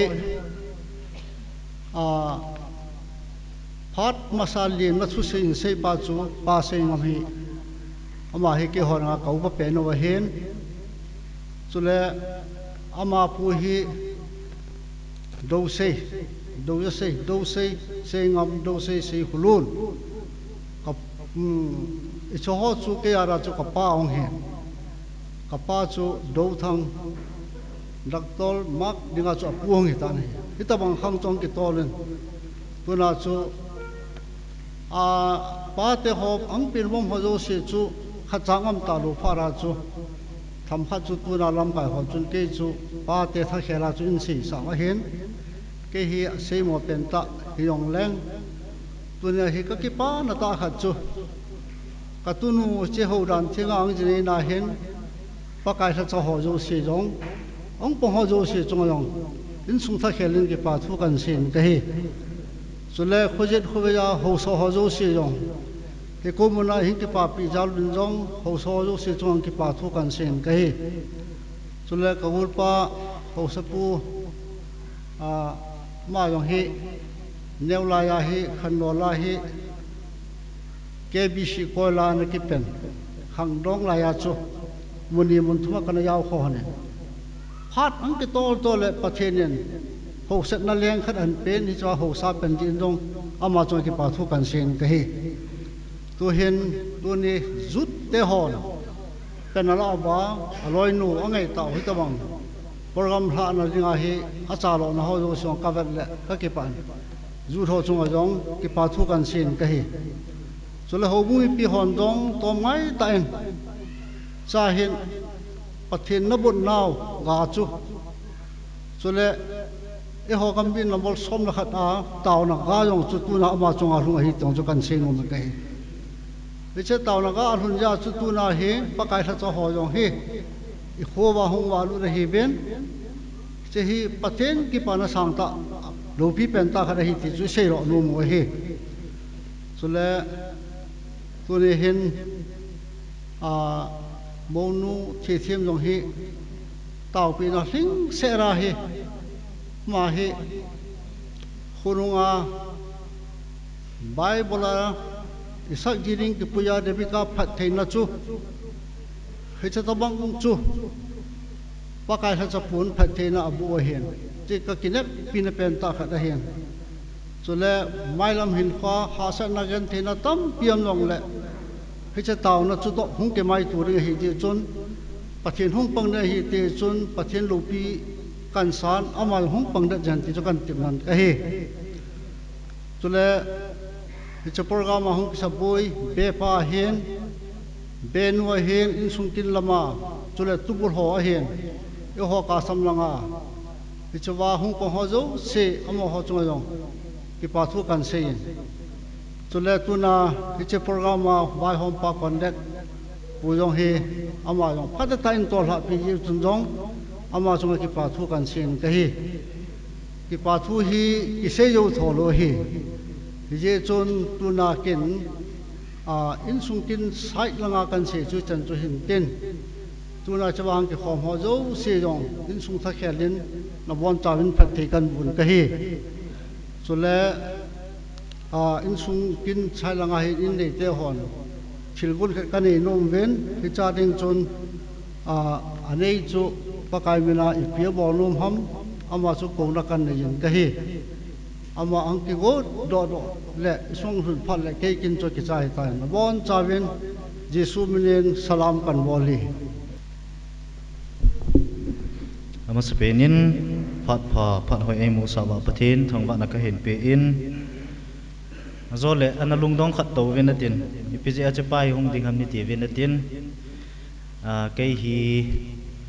usai lun le o he ne ya dinga hi abe pau ka hi ti chu kaung ho lim di ji ai loi le ki pa thil pi kan bol di ji wa chu ki phone na ka hin nei hin tin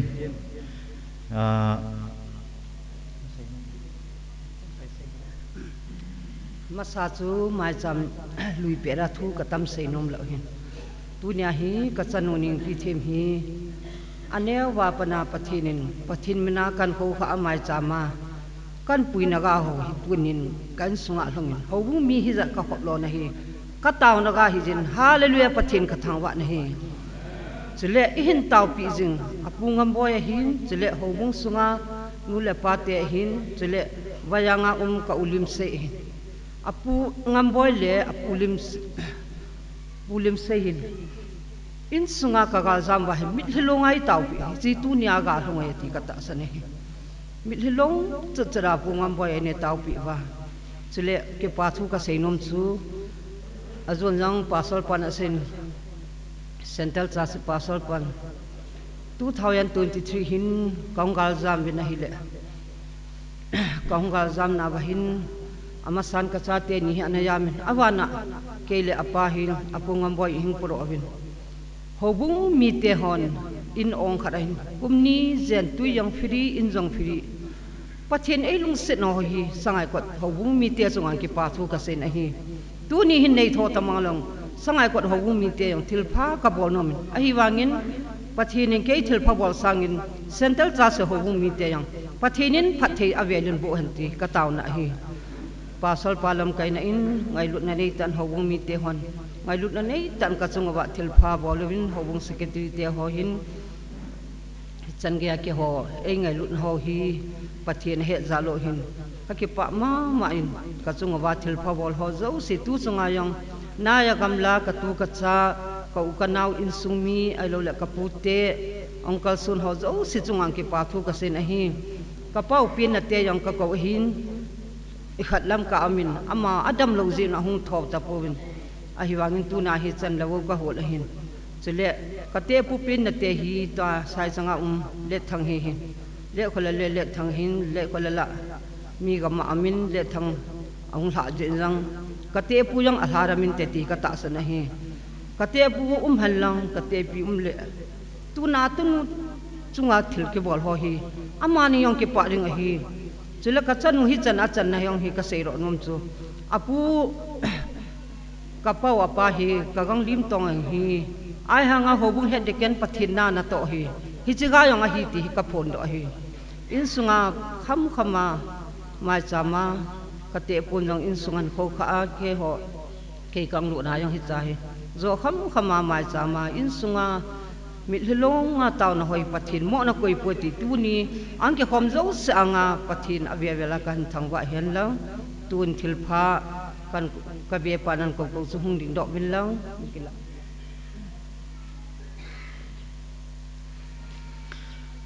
thilpi anapan pe nga lo hitin apa na dingin gambi pasopa si te ning din pi lo chun phante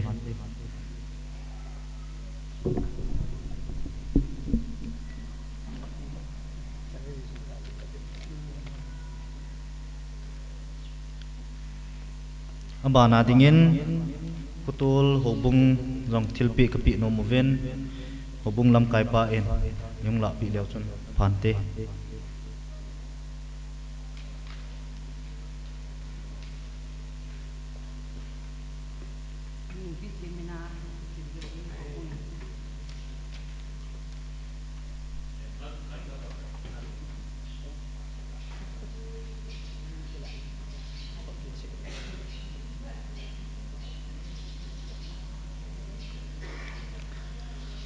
abana dingin pu sei ngam mi upa những đơn vị leo chun phante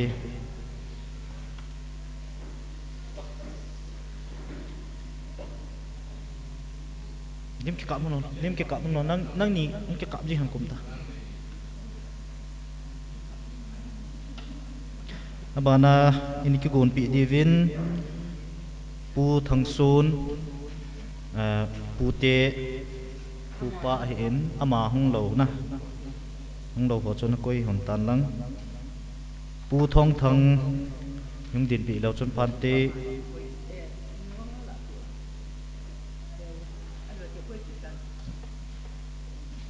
abanin pu hem thang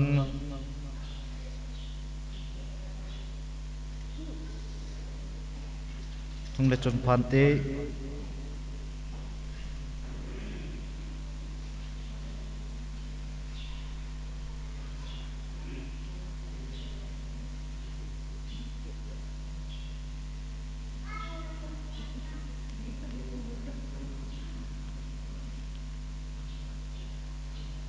abana dingin pu lun zangam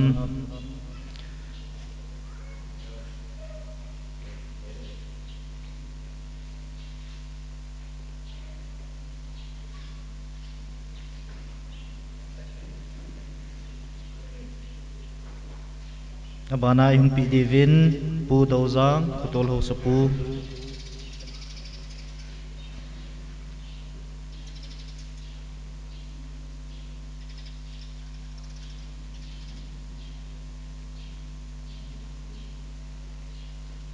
abana dingin pu let pau agang pau tak chicken bolo na hi am hoin sungin tu sungai racing table aki keno hi a an bol pi hi kinang bol pi thei ka nei pon kaulet pau song am lawa le unem tin hongo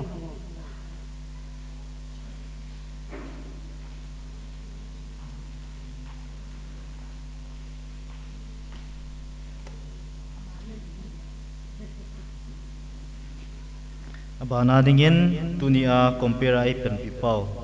golang khamlen ke pa thilpi nyung la pi leo chun phante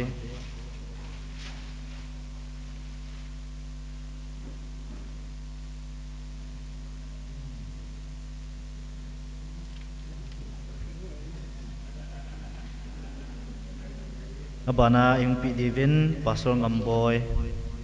apu pau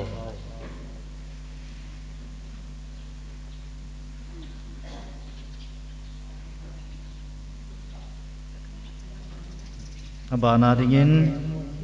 boy team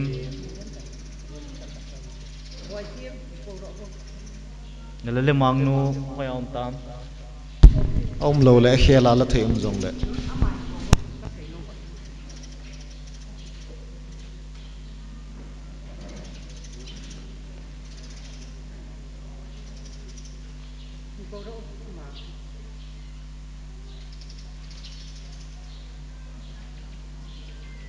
amoho hong ke gut jing lain nunga kim si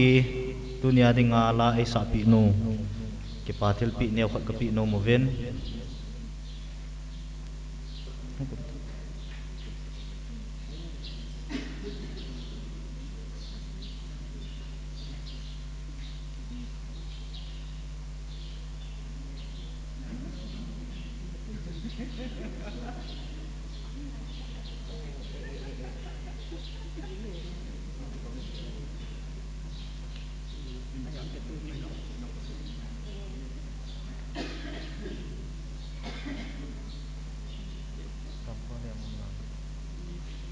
abana dingin chi phát dâu lệ lai sa bị kít điều bol hang cầm khô ama na câu kít nói tê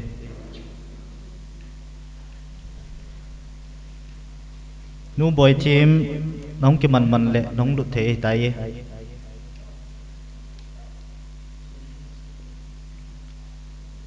nhưng cái cậu vô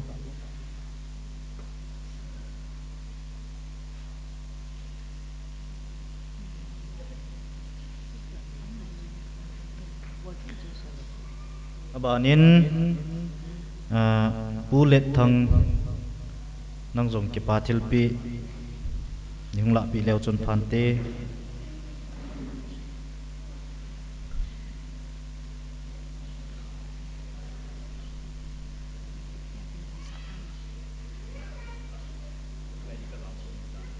abana dingin pa tong kai nang zong in sung mi ten ki pa thilpi neu kha kapi no moven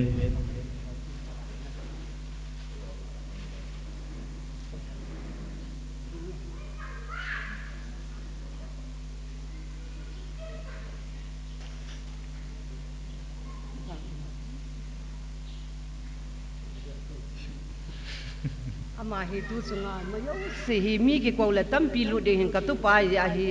si hi kan bol pi hi pathin phat thei bu han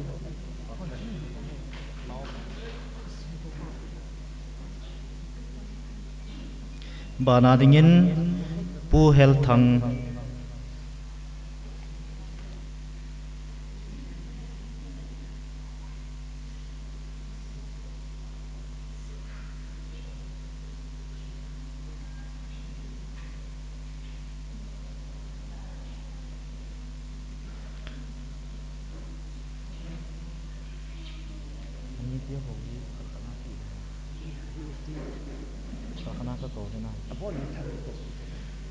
tu in ani te ho almera hin kan pi ho zo si nung si te in changa ko loin zo si nung si te in yung pi leo chun phan te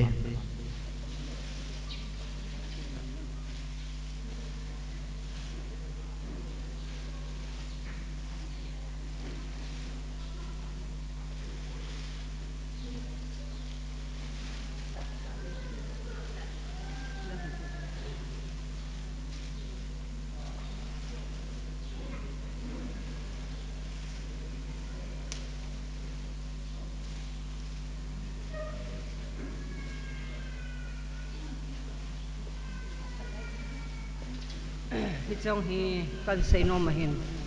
tu chunga hi ani te yo se yo ani len pen an seitan keile au pau aso pi pau hi e dot jang mama win kenyong asung wa hin thil tam pi thil man tam ka bol no ma hin la ka bol zo pun pum bol lo ding chu nom kalung thim nom lo ding hi ya chu amina hi bo aso pi no ngai lo na zala ke ni bol ding in hu ba hi chan ge ka chung wa aso pi no chunga thil pha bol hi tu chunga la ro na ho zo sa pathin asanga ale so male jan phat thei hin bo pe han lang tu nong tiang la akilung sin au ke ngai lu ni hi sanga ho yo lo phaiwan pathin hin phung wo han ti ka taw na hi hoi hi yong la khat khara ka no pi ni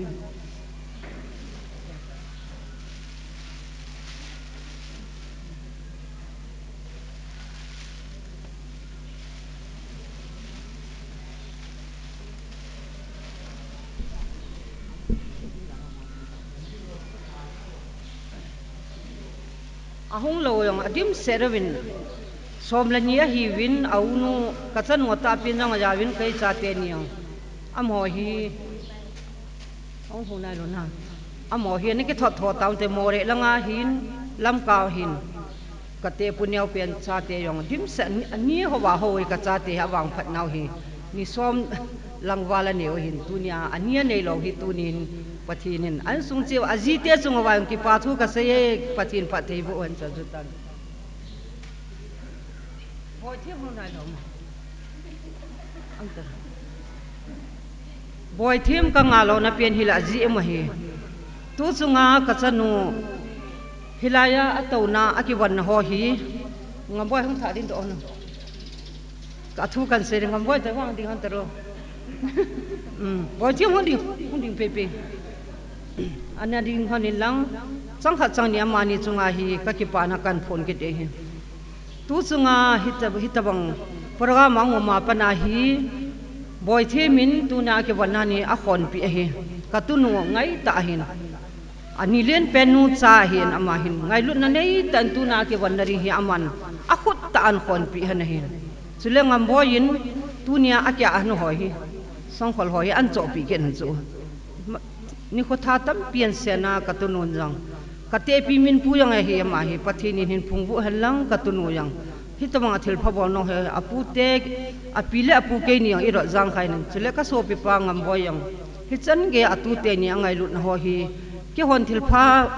tam pian ka bol no a hin la tunin mi pi anga ki phong do mong halang hi le ti hi kalung na chim na khat ai ya suna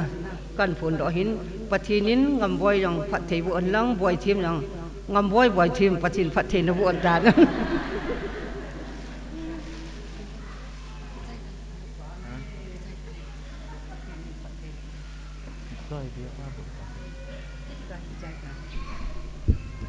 tu hin a chai na ding in mi ka ko ja ke kong ki ko lo hin a chai na in ke ma hong hin ka tin be pa ka hi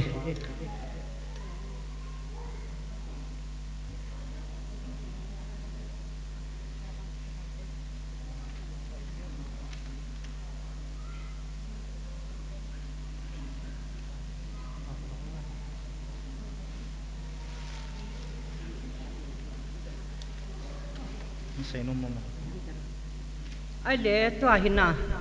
athil so hoi hi yong le ke man kalunggel khara ka bol nom khalam ke din hi chi khusunga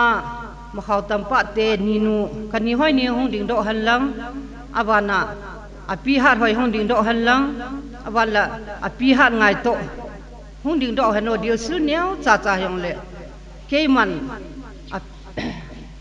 atunu phathe chan na ringin amon na hin tau pi zungun tin hi chi khusunga hen pen a hitawel moyang hi kai man dei tum ta kan kilan do a thil chui ma chai pun ti ngai lut na zala ka bol no ma hi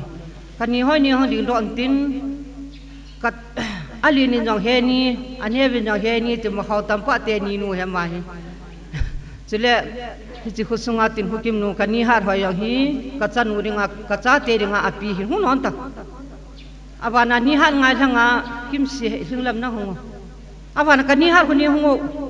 ke man kare sa na mo mo nga athil chui ma cha hi le lang ki bolbo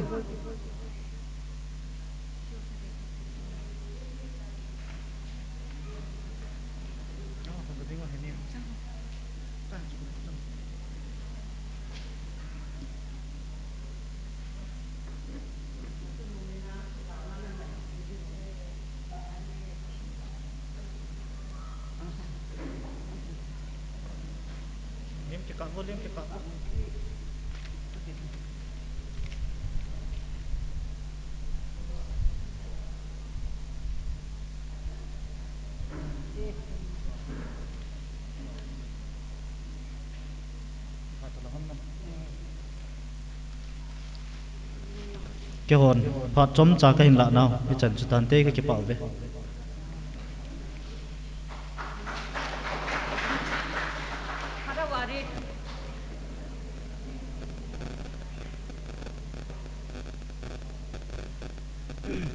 api thing kang phai nu chu hung hano kang he kang nanu zo min pi ta thing kang phai api chu ka kang hel thang loi nu chu am lo le chan chu tan te pu chol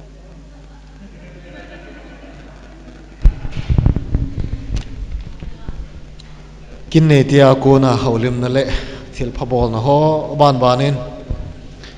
ana chal ha tawin tu hin wa choila isa pi devin gol han kam khulen na ka waitin chu zo ting le nunga pi the ma ko na haulim na in ngai diu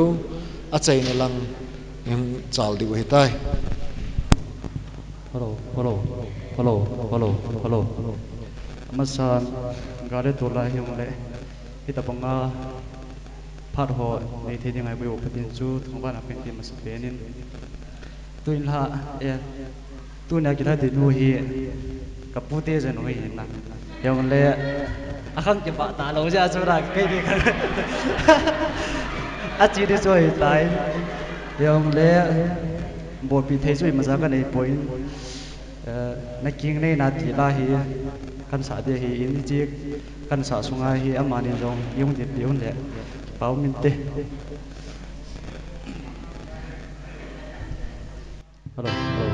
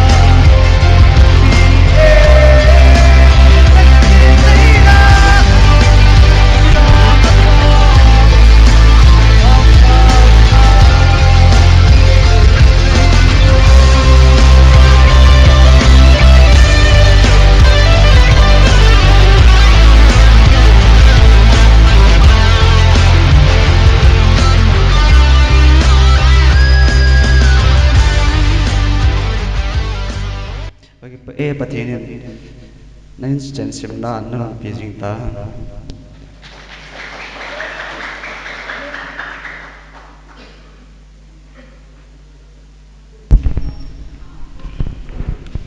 wa soi langai ta ai sa pi wen bolang kam kholen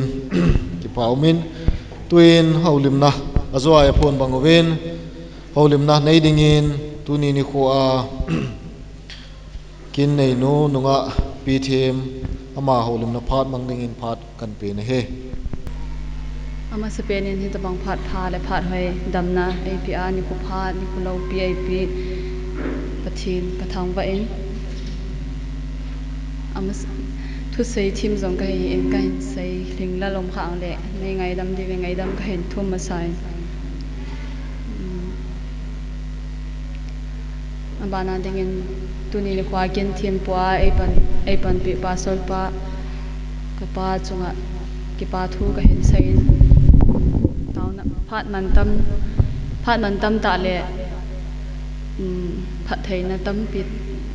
wang I hong thim pi zalin pa sol pa ka pa chunga ki pa thu ka hin sei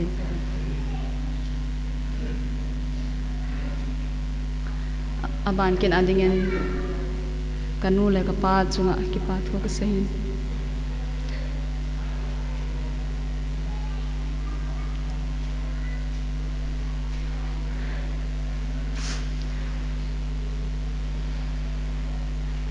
chi program ki won na ding ai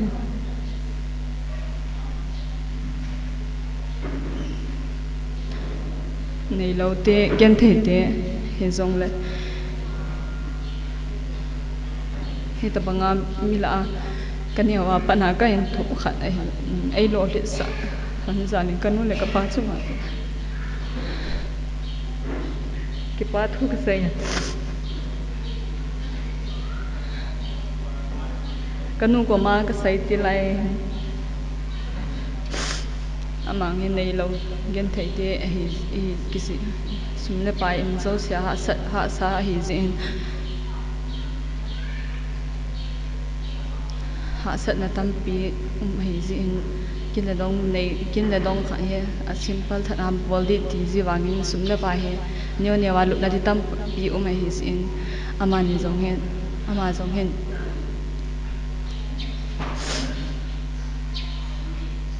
to na to mi ki se le azo tho lo de hin in ki zamun ko mi nan de tin ai wangin ka hin kwa ka ne wa pana mi zala a hitabang kin nei ding hi ka tu khat jong a hi tu nai ka chan thei sin hitabang phat pha kam thei jin pathin ka thangwa ke ni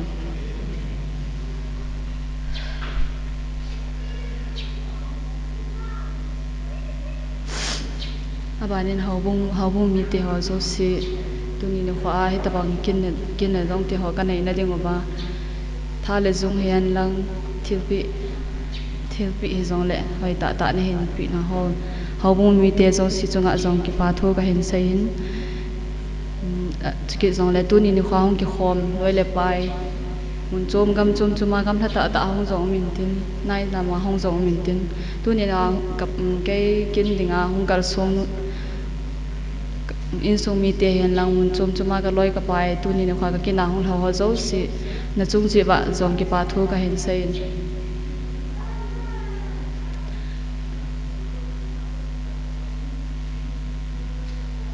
abana hin khanglai te chunga jang hoin ki pa thu ka sei no min khanglai sung he ka hla ma jing na amon zo ei ngai lu ma wen ga le tul nai a hin mi zo siang chu ina ki ma lo hin a pat na lang hin lazil ma sa di ka ti ne la ba hin mi hi a hin kalunga khamma mai ni zong le la sadiong hi lo di tam te so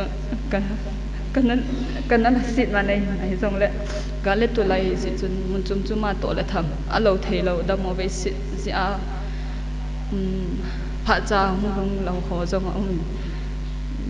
tu ni no kha ba chai la ngai ta a kilom ta ne sa pi wa decoration hen lang decoration jang kilom ta na tha le na zung na phat man tam ta ne in pi do ba kai kina na hong zalo bin jong na chung chi wa ki pa tho khain sein apat na langa la sading an lom lo ji in kai ka lunga khamin ka loi ka pai ka classmate ho a hin ka loi ka pai khat le ni dong he ka na tip le wa hin abana makhaw chilaya hech makhaw a nga golang tuni no khwa mi amasa mi tamlo a hi ja va choila sadinga kanau pa hen anati a hin na ke jong ti mu te ta so kan ki ho to lana hech makhawan nga golang ahung kham ho tunya va choila sa ne hung din pi zala vin nang ho chunga jong ki pa tho ka hin sei abanin tuni ni khwa hi tabang kin kam thei wo hi pakai la cha ho in sunga hin kanu hin pakai la cha ho in sunga tawna man pi ding hi anatuk jingin khusunga jin ho a hilo le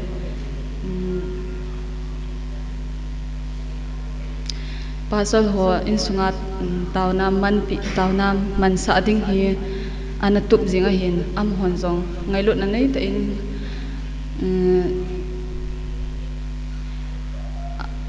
tawna hung man pi se phat thei hung thum pi jingo ben tu ni kon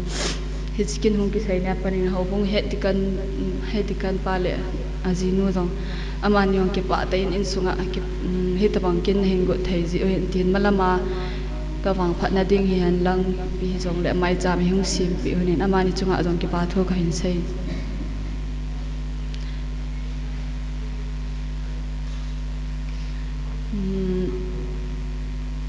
tuni ne khon hung la hum jong ka hen bazanga ka pa phat si le chilai an zot pa si le hung lot pa zia kai ho zo si ding le kanu le ka pa dinga tawna hitabang holy mary sa di zinai na ding ai tawna ai hung man pi jing ka pa chunga jong tuni ne khon a chunga ki pa thu ka sei ataw na ga ti hoi tu nya ka mu thei jin ama chunga jong ki pa thu ka hin sei abanin ka ai ding ap tunin huang ki pa thu ka sei nom na khat ka pungam boi te phana sa chu hoti ta chu ki hebi lauti di hi chu gal ka hong zam gal hong min sangai ko na hin ka chi ben ka pungam chong ka chi niu za na hin relief ke ma chon ka ben su da ding halloween azing athai kanau ti ni to hin kanau ti ni to hin su ni halloween ka loi nu zo zam to hin ka ki thu ama ko ma hin ka sen chi na ding na ding phulo helawa hong ki zama hi chi chun su na di halloween chom kha hi ko mo ben zo zam ka loi no zo zam ko ma hin ka sei ama zo ai ki thu pi ta ka pu ngam boi ko ma hin seu te ge sau sa pho um the e yong le tin i sai pi na ma ka ta hin cha panin choi ka pu thai khong ki he bin pha chom kha ni ama ko ma khong um na nin ka song ka si hon ni jong cha chun pha chom kha yong le gale tol in sung in muna lungmo nga kyum thelo ji chun ama ko ma hin khong um thunin khong um bin kanau te ni thuin ama hin ngai lut na ngai lut na ai ki da mama sing tunin chuan thil pi thai ki pa na zala thil pi din ta pi zo hi zo lang mit lunga atu te kai wadinga taw na ai man pi zing zala zo tu dai lo li kai ti ka sei no mi chicken go ding hong ki saya jong in lam ka langa kai den na ki ban na hon ding ban na khoi pi na ngi ating ka chi hon ama ko ma hin chom ama jong ai hom tho ma hon ai hom tho hon ni ki nong ka he ma ba ama chunga jong ki pa thu ka sei ama he kan hop na ding lang chan ge e lo leng kin ka dong nga jong he garia ai puana ka de ka ngai ai do jing hana na ba non e pi mom ai lo le e pi mom ti ai ki thop bi jing hon na hi ka ki pa na bang hin thuang ka sei thim ki mi ki phat lam si ai lo le tu sei thim lo ka yin mi za la ka din do athu ka sei ni tu ni apat ni a hin cái sung la mà zing kan sai chọn chi da ne nei ni ngai thiu bên là cái dòng này tu ni khá vạ chơi là ngày tại xã biểu thiếu bị thì sung le pai tam pi pi cho hi dòng này tu nhà vạ chơi là ngày tại xã bị để han ta gan ni kem si le kam bul hang kam khon amani chunga dòng ki pa thu ka hin sein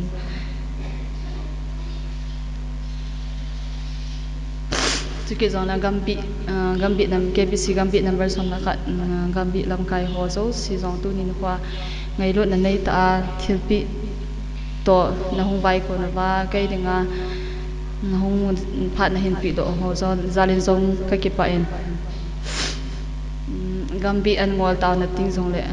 ka zo kham hin ka na chi jin cha hin gambi te hin gambi sungai lon hang sunga dinga nunga gol hang hit bang kin nei na dinga hai taw na tauna manding tia he ana gut ziu zong ana gut ziu tuni aga kai chunga zong achungin am ho zo si zale zong ki pa thu ka sei malama zong khang dong nga go thang na lai hon hi ta bak a hin mu dan ding wa tauna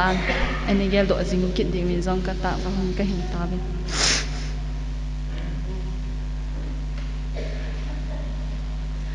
tu chunga hen in sum kanu la ka pa hen kanu hi ake phalam ma jing ima cha ka chop ki zo poe tin ke kin le dong hita kin le dong a hin su do hunna a hin gut na a hin su do hun hi ka ki pa khat sen hin thil bi ima cha chu ka de hi po na manin hi ta banga kin le dong te ho a hin gut do na mi za pi hin khom khom wa ke ho in sunga dinga chu alo pi ma hi ta in na hita bang kila dong ti ho a hin go nga kanu le ka pa chunga jong avia veling ki pa tho ka sei chiki jong le cha a hin ki tho pi ding in kani te zo si hin ke jong hin kani te ka ko le ani no hon thil neu ka jong le nei bol pi bin ka ti amon zo ngai lut na zalen ngai lut na nei te in a hong ke ho khom ben câu tiền nhỉ câu cái hồ là tạ biên câu kiếm hi sai quân là ngà gì này nó không thể hiện âm hồ giống không thể là cái bà mà thì gái vàng in gái lên tua lên lâu lên hạ sệt là giận chôm gì nó không thể thể hiện giống lẽ lâm cao hay tập bằng thiếu bị hồ bị độ gì ngà hen ai hen bồi bị kani ahi ding câu wa asile kani le ne kemi lam kaw mo na hi ji in imazo si thil pi ding hian lang ipi jong la man hian imazo si abui pi hana kani te bonding exan chanang ya man hian lam kaw mo na hi ja he imazo si abui pi hana kani am ho kani te zo sin amira kha e hin cho pi zalven am ho zo si sunga jong ki pa tho ka sai chiki zong le câu chung milal câu thim boy le câu chung milal amani zong gam chung amun hin ngai lut nan nei ten câu chung milal le câu thim boy ni ma cha po lawin sol yu vinge ka bodo khama ka hung pan han di he atin ipi na da yama tin dressing table ka dei ka tin amani zong ka dei ta ai sim pil han zalin zong tu ni khon amani hi zong le amani chung a zong ki pa thu ka hin sein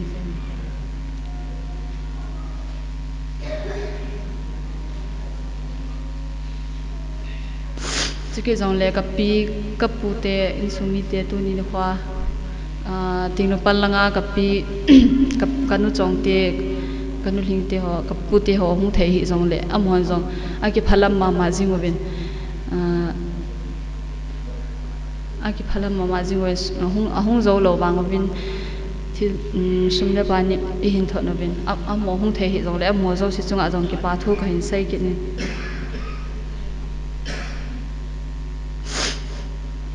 decoration bolding apat na lang azong hen mi thom khat hi ka om mo bena ki pat ni kalunga khamba ma om si sio chen ipti bol de ham la a bol de da na he thim be lo ngen hi ka um ben achha hen ka o kai hi ka phone in ipi ama hi ni ama dong hi idat ma amin da ama hi chi decoration ho alhang ama idea ti di tan ten ama jong hing ei hing ki thu ha ta ai hing ki thu pi zi wa hichan hit banga he ein sim to pi zale jong ama chunga jong ki pa thu ka hin sei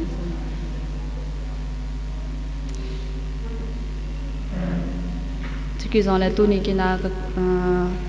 ka classmate ho jong na ho wa thil pi man tam ta ton phat na hin pi do wa hung ho zo si hung lo ho chunga jong ki pa thu ka hin sei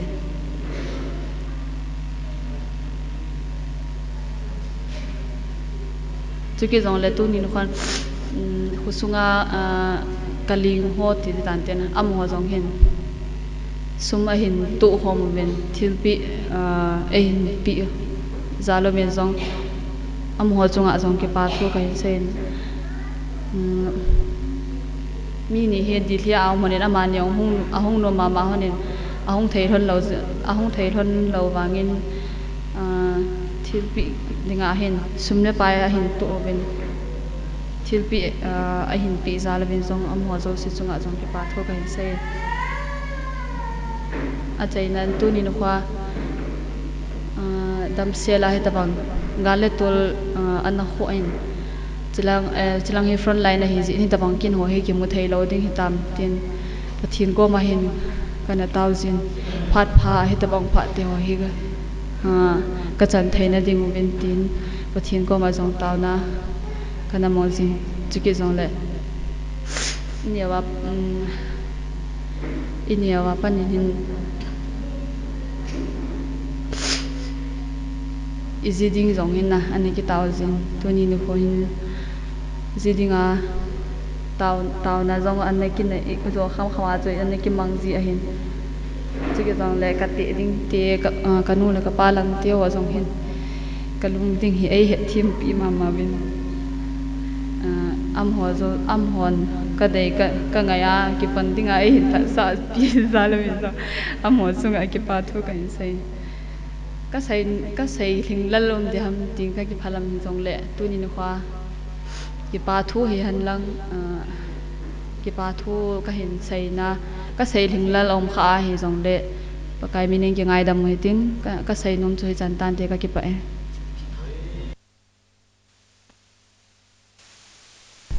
thil pi di ka hai melina ka khang lai chan khom pi ho man tam hi jong le na kai mina nane ki tun ji di pa chak le atun na kha he ka hin choi chi lam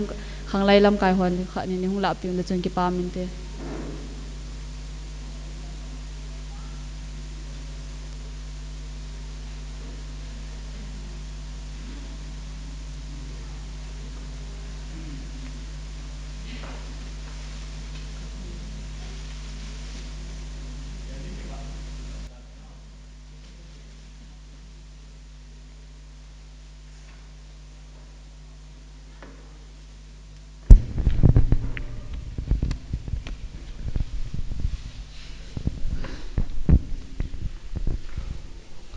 kin gon te ho abana na sal kin hoitin golang ngam neo hung lo ji hin pi thim hi the bi mo mo helin om ta in kho le jengin hi jong le to a hi ti wa nga hi jing lang le hlang nim gal hung le koi ma hi het ki talo mai theu hin na a kho ki dan hin no mai hi phat no chom na ki pau jong le so lo nu yong so lo ti diu danin ai pi le jing lang le wang chu tu ka ni ge lo hen jing lang le ho bung mi ho hin het ta mai theu ni gel do ta lo mai theu hin ni jong la tu san ta dia nei gel do je wen ka ki pau win he tu in a chaina lang jong hi tan tin haulim na phat ana mang ding in mo lang te in sunga kon in be pa in phat man nomin ama phat kan pe kin in he ama Spain ni kho phal phat phai piu e pau pathin thang vai nu men lang ka ki pan tu ni kon dak pa ko ni nam phat kan mu thei en jang ama chung yang ki pa thu kan phong in he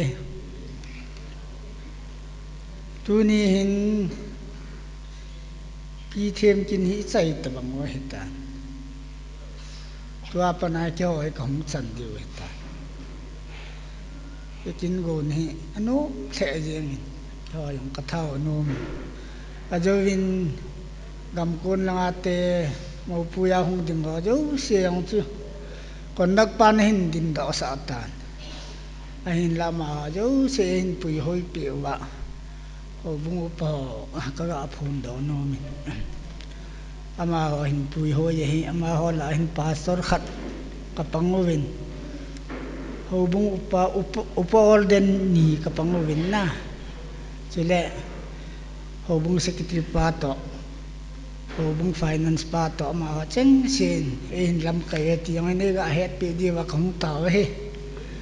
chi yong le tu ni hi pu te nga kin ki sai khat chu jing len ki gop ne kin the nga he ong gam kon te nga he bo gop ne kin ding hi ye chen langa pu te ho ne hi vin chile ho bung mi te ho ne hi vin ko sunganu le pa te na bon sawa nang sat su ke di wa pakai mina kan tim ki de chiong le tu ni a hi pi them ngai na hi a si so lo yong yong kap lo yong yong ngai lu je he na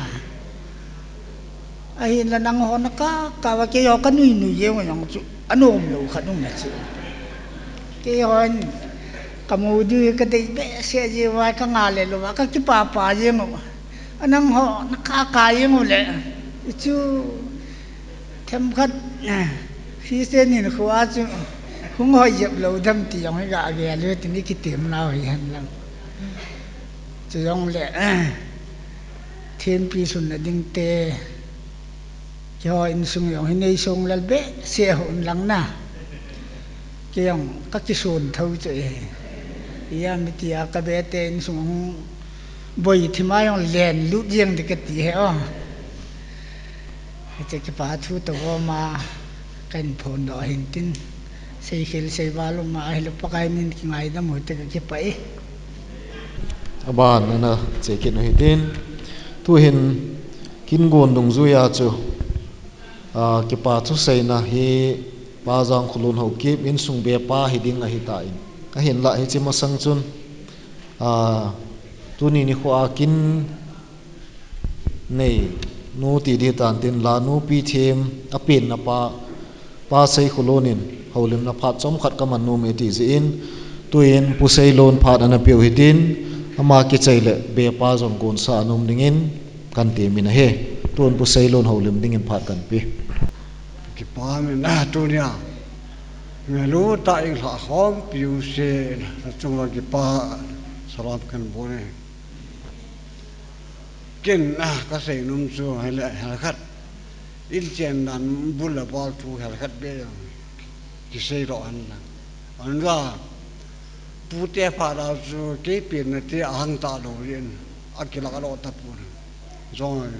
nu khat nu ka sa ya lu hai ka pu te kha ngai ka pu te hỏi mi thum an hi amo ka pu te kha ngai hai kwat za prin la hai kwat an cheng hi ka pu hin atapa ta pen amu ringen amu nu hi ai hang te sa nu hi chulai ai hang te ki ti chu solet chu manipura advisor of council to MLA it ho re ga amana ka ya ta anamin paule ni la solet chan wa hang te chan so amu nu ne ta chu amu nu te nu sang ai hang nga so ana ki zo ta aso bi te ni ka pu do thang le ka pu do pa chu sai ko da ara ran ta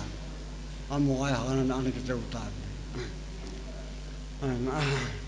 ka pu te ni la na te ni he tu len te san mo neu lo ho to an ki che da aso bi no ta ain chuan nawa gambe ka an hin pi wa phoilin an ke sai wa so an ke an cheng son ke an thi bi ke ho wan so ka pu wan so a ha nan amu te nang so an ke dan ke ho ke nu he le sitate sa nu he sitate in so ga apa te tu khang ki se nga la pu te la ta ne apu te ho athum na athum pen pa san wa he kan nu anu ya pasan ni am ane kanu hin min aso pi to wa dang to na to bo ma chi ga pu bo ma tu ya sei bo ma le kin ka tang le kin kan nu me sa ka tang le na ka na to ni chu aso so pi nu ni tum pi ho to ka no te le ni ne ana ti ni ti ma amma ki lung gel bagen patin pati bu ha chu ata te hi pasal sa nu ka tem no na chu ata te me ka pi te ho mi ka pode te ni rin di te ka pi ba min pu ngala kam su ke ka pode sang rinu ka pi jin min punu hi sin hola mai siao te siao pa ai ani nanu sapato akise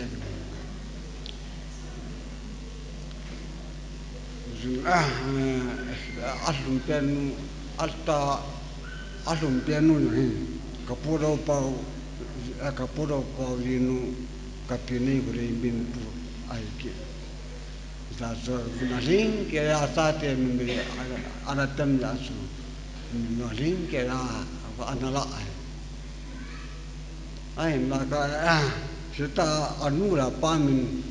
ala te ni am ta pu ni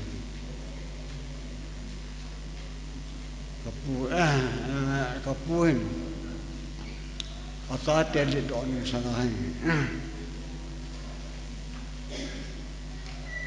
sapang ni ta lo sa ta li do ka li do ga ta so le ni ta lo na man vai ku di va ni le ti in la pi ti ring la sapang la ki de ta asum pen pa wo lam lim ta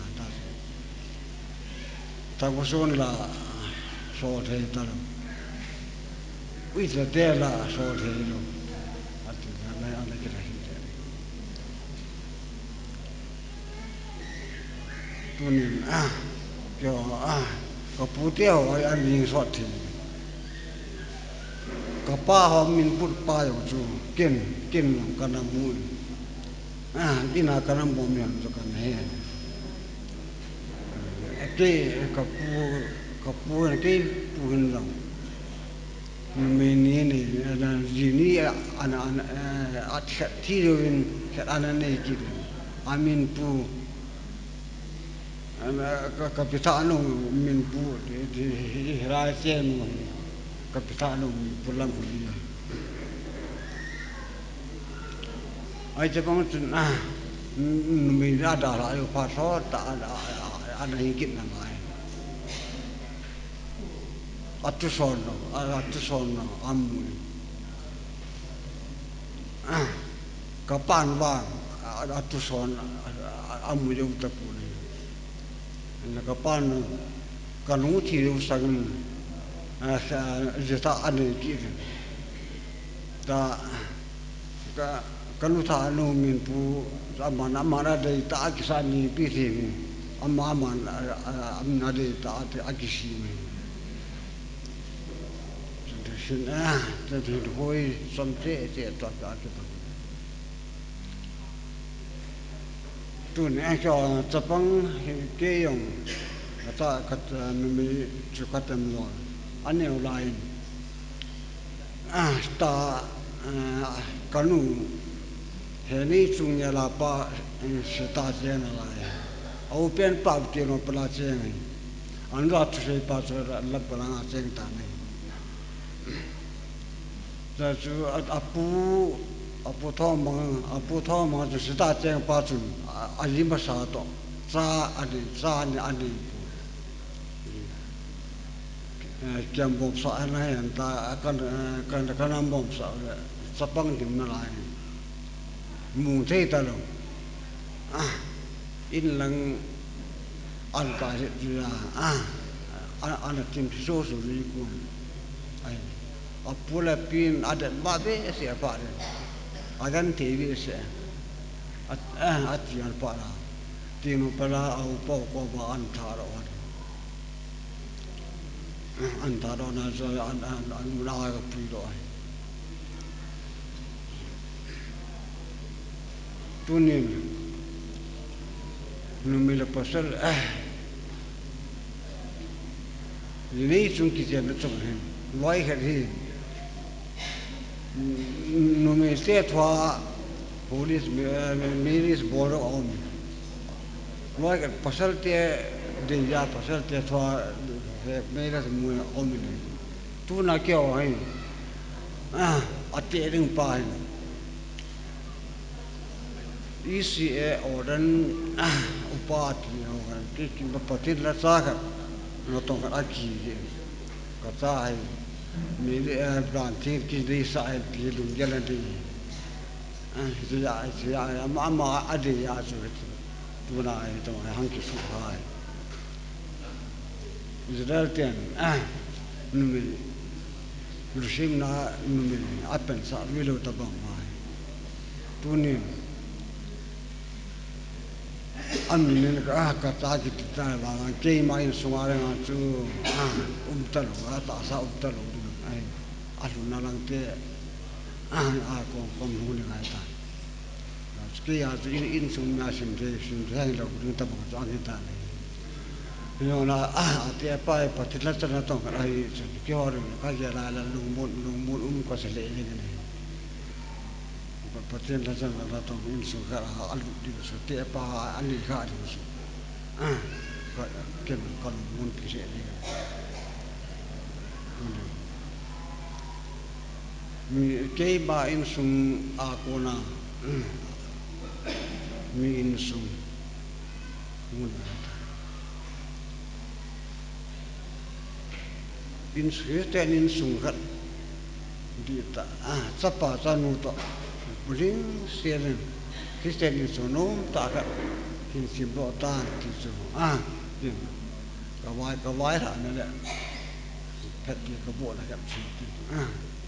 ka sai nom tuin ki pa chu seina be pa pa jang khulun ho ki ma pha ngi din hin chu zo ting le phat seina le chadon khom na taw na pha na in chei di wa hi in hi chen dinga chu pa jam pau chairman main department ama jong ene ki got pe win tin tun be pa pha na pe wi te pha lo ong ge sang le ta in zong le ana ki he thi mo hitin gang chala abon chke kan mat khoma kan chai le ri he ki pau men tu ni ikin te ho zo siu tu ni hi ni khat bawa e chai o hi in hi zong le ni za tham khat pi hung ki boi pi custom hi han lang ipi hi zong le he tia chu hung ki chi khom pi tu nia hi ichanu inau nu hla do thea om zi in pathin thangwa na ka hin pi na hi chu zong le pasal te lang pa te ho hi in u te ho hi in sung mi te hon dan le mul dung zuya aki gung ho ai lowa hele aki ngai tu ho zo si lo thing selin ahung ko novin am ho chunga jong ki pa thu ken sei ki ni na he chu jong le tu ni program min hung chung ho zo si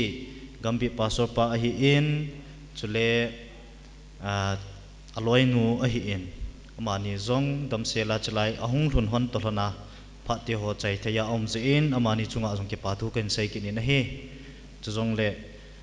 Central Church pastor pa hi in chukit le hobung mi te ho adi sanin hobung lam kai ho zo si chunga ki pa thu ka hin sein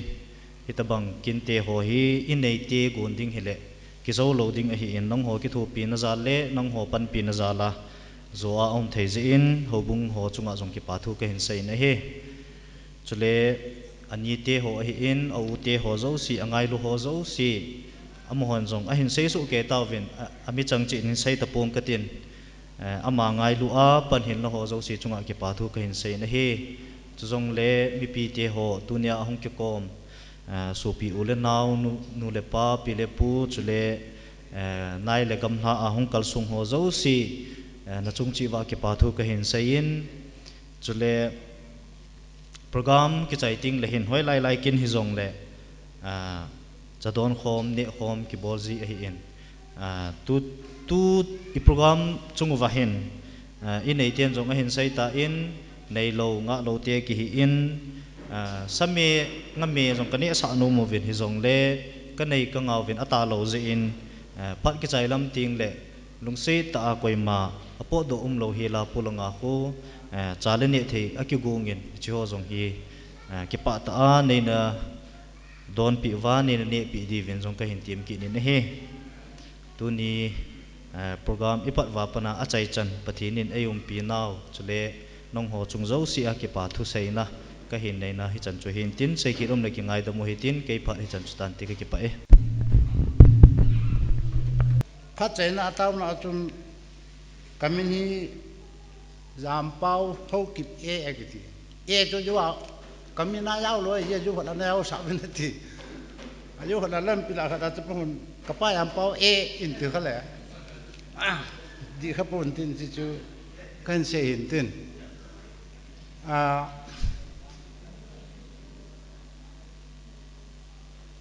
mua bùi đinh tệ tọt nát chẳng hạn sinh cái từ cái tàu nó mà mình nên biết thêm thì cái mà là cái mà phát không kịp thì nên biết thêm như này là ác lệ mỗi vì đâu vậy chỉ nên hết thêm đừng ngủ na cả xã lâu đừng ngủ na luhan xã lâu điều ang luhan ang cả cái gì chú nó không vào cái para hay lại to cái không cập mấy thế tu nên có khu về hình nunga khát ban mun ong hay tanคนได้ก็ลองที่จะไล่กูให้นัดดิบดีไว้เจ้อาแค่เราหนุ่งอาขัดกันตาเอาหมอคนละเงินแล้วให้ไล่แล้วนั่นดิบดีไว้กันทุกปีตอนนั้นตะบังก็เสียเห็นอาจารย์นั้นประเทศทางว่าน่ะเต่านั้นมองเห็นดีไว้เอาไงลูน่ะลุงเสียนลิงเสียอะไรไงลูกกระเป๋าประเทศกับพัดเที่ยวกิตุตอนนี้ใจสลายลวินก็คิดว่าเป็นนั่นเป็นกระถางว่าเป็นนั่นเฮตัวนุ่งกิหาเราจงแรงมูปุจิงเตะหินสุดเลยเจ็ดเลยยาอันนั้นยากำลาอุลนาวตั้มปีหงคอมหัวหิไอ้อินล้ำจีว่าหงกิเลดึงหัวหินไอ้อินมโนว่าจีนดึงมโนว่าทุนกาสาทกาวาสันปีดึงอินนักกรรมกตาวกิเลนี่เฮอัลฮะอัดาลฮะฮบุมิเตะฮะโยเสียงดันเห็นคูไอพีดีเป็นกตาวเป็นนี่อิมบะโยเสียนางมาลุงเสียนจาลากระจายว่ากับบอกเราเห็นพาดกิตุบตาไอใจสาวกับประเทศนู้ทางว่านั่นแหละลูกพี่นางมากระหินเปียไอหูหินกับพระกายยิสุมินักหงตาไว้เฮอาเมน nào bút sung tùy xin na min me hel na hung pi tôi đồn lại na zone em hi alo e tu ni ta tin le ho mi lung dây lắm hung sang đi thọ man lan cầm hao về hầm sang ha in sung lo sim đi min tu chunga mo nu hi tu apana jing le at kichen na kin chana he upapu mission chairman upatham bulin khuna ong mai tai meu se ama khut no ya ku na he kising tu bai tai ti chu